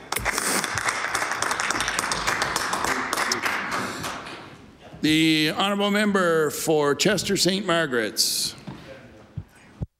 Speaker, and if you'll indulge me, I see you're leaving the chair. I just want to wish all Murphys and all Maguires a very happy, festive and safe St. Patrick's Day weekend.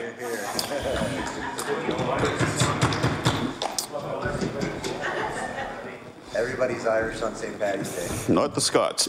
Mr. Speaker, we in this government recognize the importance of tourism industry and the tourism revenues as a service export to our provincial economy. The minister has expressed here in the House this morning the fact that this industry has been built on the backs of the tourism operators who've put their, I think he said, their blood, sweat and tears, as well as their investments, their hard-earned dollars into this.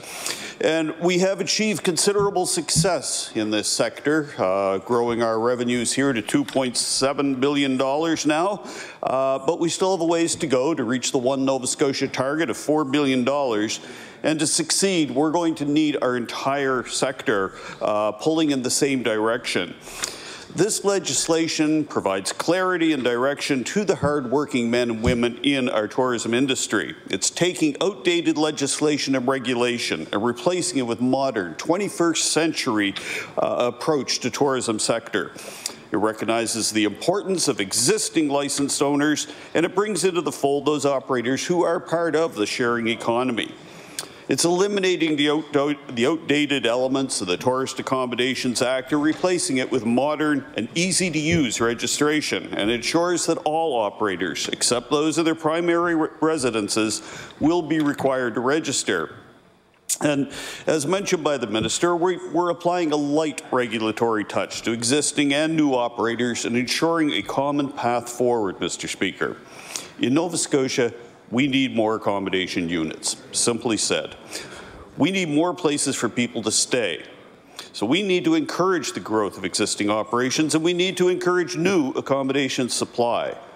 Our regulation, our legislation, reduces the regulatory burden on operators. It encourages more operators to get registered and be part of the broader tourism community. Mr. Speaker, as mentioned by the member from beautiful Cape Breton, Richmond, and from Dartmouth South and Halifax, Needham, there are going to be adjustments in our accommodation sector. And I'm particularly interested in supporting our bed and breakfast industry. This weekend, we did hear at law amendments from a representative of the Nova Scotia Bed and Breakfast Association, and I want to assure that association that its concerns will be heard and will be considered. We're going to spend the coming months engaging with stakeholders to make sure, as the member from Cape Breton, Richmond stated, that we get it right. I live in one of the most beautiful places on earth, Chester St. Margaret's. And in Chester St. Margaret's, we recognize the importance of this industry. And I constantly speak to tourism operators in Chester St. Margaret's and across Nova Scotia in regard to getting the right balance with common sense. This legislation does that, and I'm proud to add my voice to the support for this legislation, continuing to make its way through the House of Assembly. Thank you, Mr. Speaker.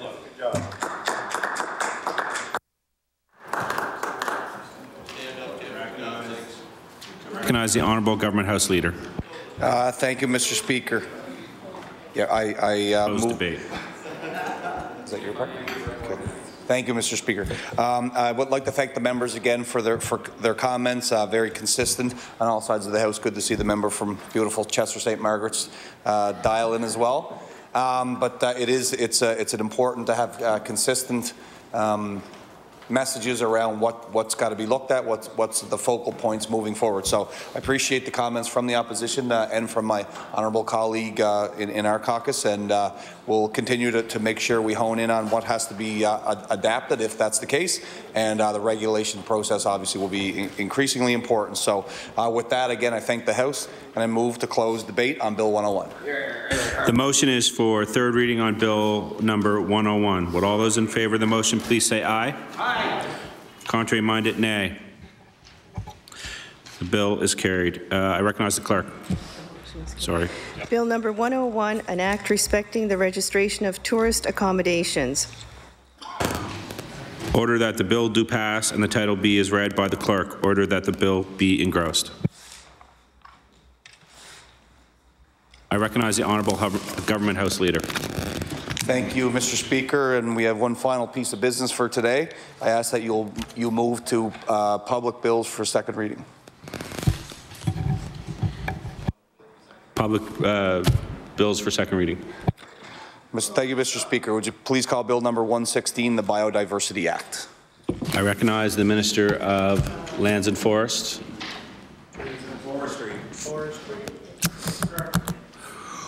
Bill number 116, the Biodiversity Act. Thank you, Mr. Speaker. I move that Bill 116 be now read a second time. It's my pleasure to speak to this bill today, an act to provide the conservation and sustainable use of biodiversity in Nova Scotia. The province's new Biodiversity Act will bring with it a level of legislative authority that will strengthen existing efforts to conserve Nova Scotia's wild species, habitats, and ecosystems. This new legislation will bring forward new tools and mechanisms to help us manage a range of challenges and opportunities facing biodiversity in our province. Mr. Speaker, there is increasingly strong evidence illustrating nature's incalculable importance to so many aspects of our lives, including our health and our well-being, food supply, wealth, and security. Wild animals, plants, fungi, and microbes have underpinned human well-being through our entire existence. The incalculable potential future value of benefits we might derive from further discoveries based on natural diversity will only be possible so long as ecosystems can continue to sustain the vast range of species that share the world with us. We talk often about climate change and the existential threat that it very much is. I can speak at length to the initiatives underway by this government, including a cap-and-trade system that was passed that strikes the balance of reducing more greenhouse gas emissions while limiting the impact to Nova Scotian ratepayers, in particular low-income Nova Scotians. We also continue to lead the country on the demand side of electricity with 11% reductions in the last decade alone. We see provinces emulating that model across the country now. Mr. Speaker, all of this complements some of the work initiatives that former governments have undertaken, such as getting more wind and other clean energy into our electricity grid. Currently, only Prince Edward Island has more wind capacity per capita than this province. Our government took further steps to introduce cleaner energy into the grid with the recent solar energy program. And in the last 6 months, this successful program has more than doubled the solar capacity in our grid. So mitigation to climate change is very important. Adaptation to climate change also is important. And in this session, I want to commend the Minister of Environment for bringing in the Coastal Protection Act, which will help us adapt across the province and our coastlines, protecting our sand dunes, saltwater marshes, and other important ecosystems. What I'd like to focus on today, though, Mr. Speaker, is another core planetary boundary that has been passed. National and provincial governments find themselves in a decisive juncture in history. Above and beyond mitigating and adapting to climate change, we need more tools to go on offense to protect biodiversity. We currently have legislation in Nova Scotia that helps us protect vertebrates through the Wildlife Act, and the Endangered Species Act helps us protect species when they are at risk. But that act only applies to threatened or endangered species, limiting our options for other species. Biological diversity is essential to life on Earth. The term biodiversity is a concise way to describe the variety of interconnectedness of all life, including all plants, animals, and other organisms, the genes they contain, and the systems and processes that link them. Disrupting the balance of biodiversity can have dramatic and unpredictable results. A healthy natural biodiversity is one of our most important natural resources. Biodiversity provides many goods and services we take for granted, as well as the raw materials for our resource industries. We must understand, value, and preserve the richness of these assets. Threats to the province's biodiversity include climate change, but also pollution and waste, invasive alien species, residential and industrial development, agriculture, forestry, mineral extraction, overharvesting of species, and road network and infrastructure development. Over many decades, land ecosystems, freshwater ecosystems, and coastal zones have degraded with serious long-term social, environmental, and economic consequences. The pressures on our planet and its natural resources and ecosystems was globally recognized at the United Nations Convention on Biological Diversity in Rio de Janeiro in 1992.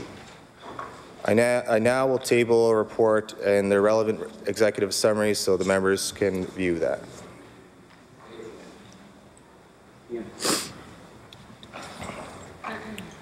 The Canadian Biodiversity Strategy, Canada's response to the Convention on Biological Diversity, was developed to enhance national efforts to conserve biodiversity and achieve sustainable use of biological resources. Canada's Biodiversity Outcomes Framework is a critical path for these objectives, and it was developed with our federal, provincial, and territorial colleagues here in Nova Scotia.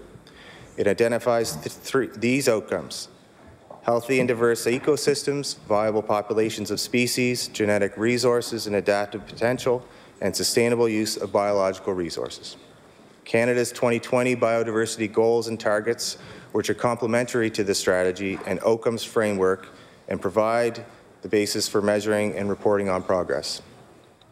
There is an inevitable increased demand for energy, land, and water in a world and in our province that is now seeing unprecedented population growth and economic growth. This causes planetary change, referred to as the Great Acceleration. Of course, Mr. Speaker, there are benefits to human society, yet we now also understand there are multiple connections between the overall rise in our health, wealth, food, and security, the unequal distribution of these benefits, and the declining state of Earth's natural systems. Indeed, our Indigenous friends have been telling us this for generations. Nature underpinned by biodiversity provides a wealth of services which form the building blocks of modern society. But both nature and biodiversity require more protection so that we can sustainably grow our population and economy. The two should not be mutually exclusive. Mr. Speaker, considerable research has been undertaken around the Earth and nature's capacity. The concept of planetary boundaries speaks to the limits of Earth's systems and our need to stay within these boundaries. Among these critical systems is biodiversity integrity. An international team of 18 scientists developed a framework identifying 9 global priorities relating to human-induced changes to the environment. Of the 9 planetary boundaries, 4 have been crossed as a result of human activity, as reported in 2015. Loss of biosphere integrity, in other words, biodiversity and extinction, is one of those 4, along with climate change, and those 2 are the core 2. The others are land system change and altered biogeochemical cycles. The Millennium Ecosystem Assessment of 2005 concluded that changes to ecosystems due to human activities were more rapid in the last 50 years than all of human history combined, increasing the risk of abrupt and irreversible changes. Mr. Speaker, the main drivers of change are the demand for food, water, and natural resources, causing severe biodiversity loss and leading to changes in ecosystem services. These drivers are either steady, showing no evidence of declining over time, or increasing in intensity. The current high rates of ecosystem damage and extinction can be slowed by efforts to protect the integrity of living systems, enhancing habitat, and improving connectivity between ecosystems while maintaining the high agriculture productivity that humanity needs. Further research is underway to improve the availability of reliable data for use as the control variables for this boundary. Mr. Speaker, this Act will provide an integrated, overarching framework that supports stewardship, conservation, and sustainable use of biodiversity in the province. Provisions in the legislation include partnering with biodiversity experts, which includes traditional knowledge. In Nova Scotia, some efforts have been made to manage this decline. We have the EGSPA Act that came in force in 2007, creating important goals and an important foundation as we grow the green economy in particular. Then we also have the Parks and Protected Plan, which sets aside nature reserves, wilderness areas, and provincial park systems. Our government achieved the protection of biodiversity goal under EGSPA of legally protecting at least 12% of Nova Scotia's land mass. This was surpassed in 2015, and we are now well on our way to our updated goal of 13% protected land.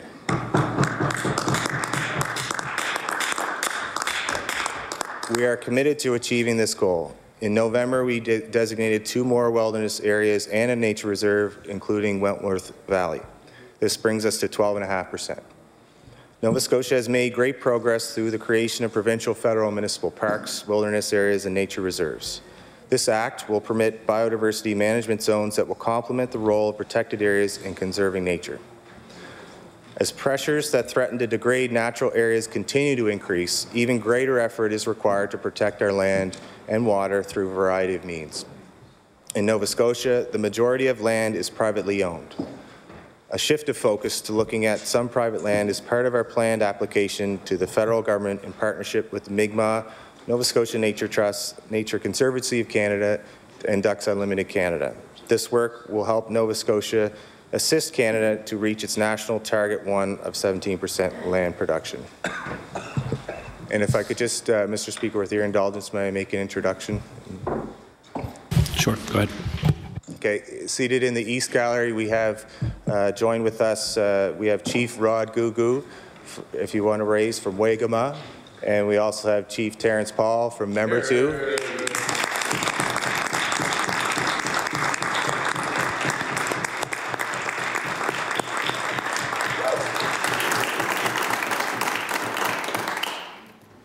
I was going to say if the members could give them applause, but they've done that, so that's great.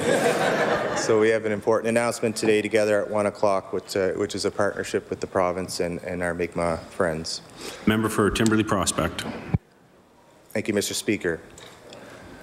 With 2 key global policy processes underway, the setting of the new post-2020 targets for the Convention on Biological Diversity and the Sustainable Development Goals, there is currently a unique window of opportunity to reverse the trend of biodiversity loss. Lessons can be learned from progress towards addressing other critical global issues like climate change, and everyone, governments, business, finance, research, civil society, and individuals all have a role to play. Mr. Speaker, the Biodiversity Act will create a basis for managing threats to ecosystems, and it will help to better protect our wild species and ecosystems against invasive species. The Act will also provide us with new regulatory powers to better conserve biodiversity and to make sustainable use of it. It will complement the province's Wildlife Act and Endangered Species Act and other existing legislation which are effective but don't address the certain gaps that need to be bridged. The Act will also provide for and enable a toolkit for biodiversity management that will hold a number of important tools to help protect biodiversity. The Act will include an emergency measure that will do a few important things. It will allow government to issue a biodiversity protection order to prevent the import, selling, or distribution of an invasive species not yet listed in regulation. It will also help prevent the destruction or disturbance of a rare ecosystem or habitat. Addressing the issue of invasive species is crucial because it's an issue that comes with a cost not just to the health of our ecosystems, but to the financial health of our province. This Act will help curtail those costs to aquaculture, agriculture, and forestry sectors. Another tool in the toolkit that is in this Act will be the authority to create a new biodiversity management zone. This will allow for the management of an area that over land over a set period of time to support conservation or sustainable use of biodiversity values. For example, conditions may be put in place to protect a native ecology of a certain area, such as certain bird species, while activities like tourism and camping may continue. Under the management provided by Biodiversity Management Zone, sustainable use of biodiversity through commercial harvest of wild leeks or edible mushrooms, for example, could be permitted. To complete the toolkit, regulations supporting this new Act will be developed through consultations with the Mi'kmaq, conservation partners, and all Nova Scotians. This is an exciting new initiative that will bring greater protections to wild species, habitat, and ecosystems in our province. I thank the members of the Provincial Biodiversity Council for their advice. The Council provided useful expertise and has helped greatly in crafting new legislation. We expect the Council will continue to play an active role as we move forward with finalizing all parts to support the new Biodiversity Act. Mr. Speaker, I heard strong support for our bill from several key players in biodiversity. Dr. Kate Sharon of Dalhousie University and a Biodiversity Council member spoke yesterday during the bill briefing. She said the priority is to address current issues where there are gaps and to have a toolkit ready when they are needed. As she said, biodiversity is an engine of the ecosystem.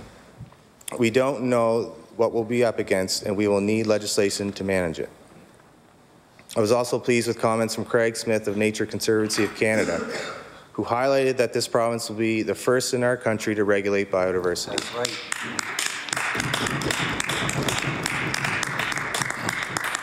Mr. Smith expressed that he's happy that Nova Scotia will be set up to address threats to biodiversity, including invasive species, and the authority to issue emergency orders. Ray Plord of the Ecology Action Centre is supportive and recognizes that this is an important step and the Act will lead to more engagement with practitioners. Mr. Plord noted a number of positives, including the ability for the Minister of Lands and Forestry to make decisions in areas not protected and not wait until species are endangered to take action. He also acknowledges that we have other important legislation to protect wildlife and ecosystems, but not an overarching holistic approach to conserve and recognize this Act as a step in the right direction. Mr. Speaker, I want to be clear about where the Biodiversity Act applies. The Act applies to all wildlife and all lands. Only the proposed biodiversity management zones require consent of a private landowner, not other actions authorized under this Act. Before I close my remarks, I'd like to reinforce why all Nova Scotians care about biodiversity and table additional reports that are relevant to this legislation that our government has introduced. So I have How Canadians Value Nature, a strategic conceptual review of literature and research prepared for Environment Canada, Valuation of Ecological Goods and Services in Canada's Natural Resources Sector, and a 2012 Canadian Nature Survey. With those few comments, I look forward to the comments of my colleagues and the public in law amendments. Thank you, Mr. Speaker. Member for Cumberland South. Thank you, Mr. Speaker. It gives me pleasure to stand and just give a brief few remarks here on Friday to the bill presented at 116. And thank the Minister for his comments and explanation to this House about the first Act, I understand, in Canada for biodiversity. And I'd also like to thank the Minister for recognizing part of my beautiful constituency, the Wentworth Valley. Thank you. Our initial read-through the presented Act is it is the first of its kind in Canada. So let's do it right. Let's get off on the right step. We believe this is the right step forward. And we are looking forward to hearing the comments of many Nova Scotians coming to law amendments, if rightfully do so. But the biggest thing that we want to emphasize, as we did read through this our first reading, is this is the first Act in Canada, so let's do it right as a province. Thank you very much, Mr. Speaker. The member for Halifax Needham. Thank you very much, and we in the NDP caucus also welcome this initiative and welcome this legislation. I'm struck that in even some of the minister's opening remarks, I heard echoes of some of the comments of Bill Leahy in the Leahy report on forestry, and. I guess I really welcome the opportunity to see how all of these files indeed are interconnected, and how we need to be responding, to the demands of industry and to the demands of biodiversity in a way that is integrated and taking all the factors into account.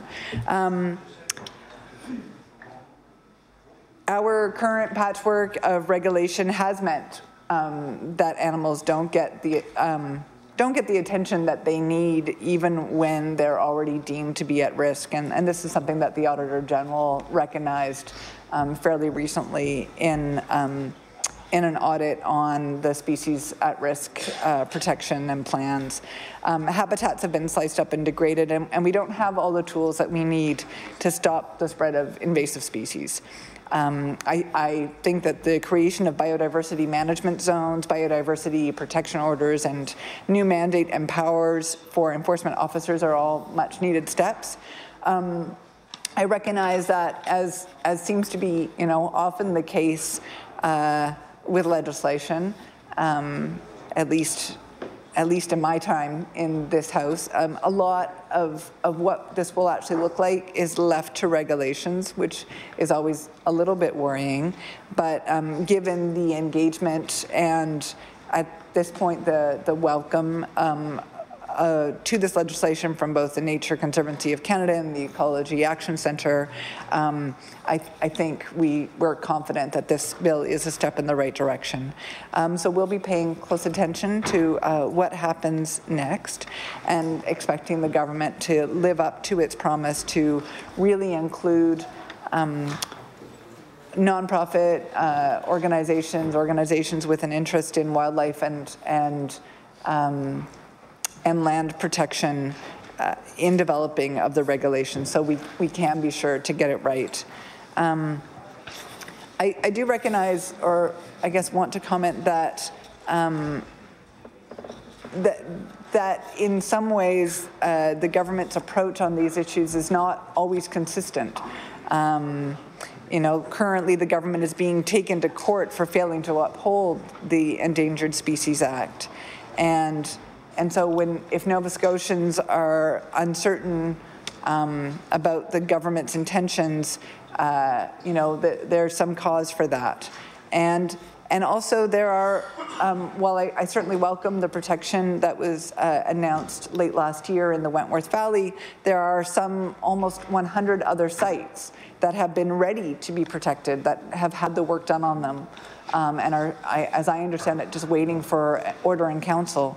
Almost 100 other sites that are ready to have protection, and we don't understand. And I know some people who worked on developing that plan and are people who are intimately aware with those sites, aware of those sites and their specialness, are wondering why they haven't actually been afforded protection as planned, or what the delay is.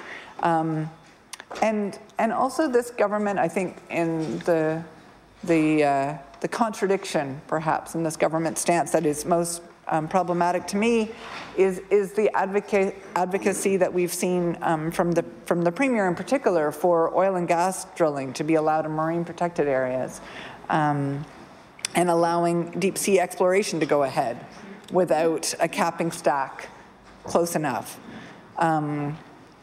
So some of these actions, in my view, in our view, fly in the face of the spirit of the Biodiversity Act. And so while we certainly support this act as a step in the right direction, we also will be continuing to watch for progress on all of those other and very much interconnected files, to see if the government is committed to moving aggressively in that right direction. So with those comments, I'll take my seat. Thank you. If I am to recognize the minister, it will be to close debate on Bill 116. Thank you, Mr. Speaker. I move to close debate on Bill 116, and just a few comments to respond to the comments opposite. I do hear similar criticism when bills are brought in that some of it's left to regulations. For this act, again, it's an overarching piece that sets the framework. We're committed to continuing to work with those stakeholders that we have been to develop the regulations, and working very close with the Mi'kmaq as well to ensure that their concepts are identified throughout the process. So that will continue.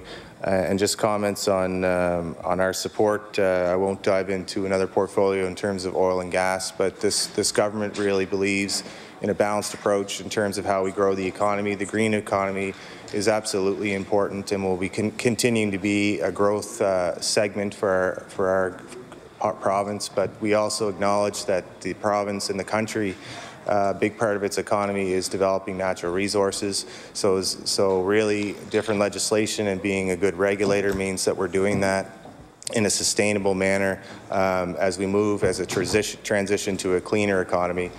So we will continue to believe that the economy and the environment go together. We don't have to sacrifice one or the other. So we'll continue to move and grow the economy as best we can to create good jobs. There's plenty of examples of that across the province, like Carbon Cure, and I can go on about a number of other clean tech companies. It's really booming, particularly here in HRM.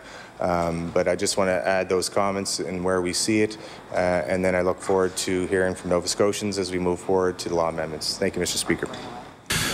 The motion is for second reading on Bill number 116, the Biodiversity Act. Would all those in favor of the motion please say aye? Aye. Contrary minded? The motion is carried. I recognize the clerk. Bill number 116, an act to provide for the conservation and sustainable use of biodiversity in Nova Scotia. Order that this bill be referred to the Committee on Law Amendments. I recognize the Honourable Government House Leader.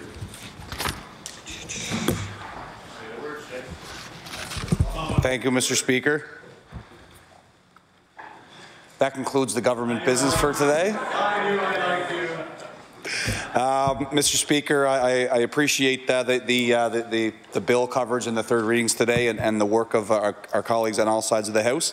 It's been an interesting run up to this March break week, and I appreciate the respect and deference and the great debate that we've had here in the legislature. Obviously, I move that the House no doubt rise. We'll sit again on Tuesday, March the 26th from 1 p.m. to 6 p.m.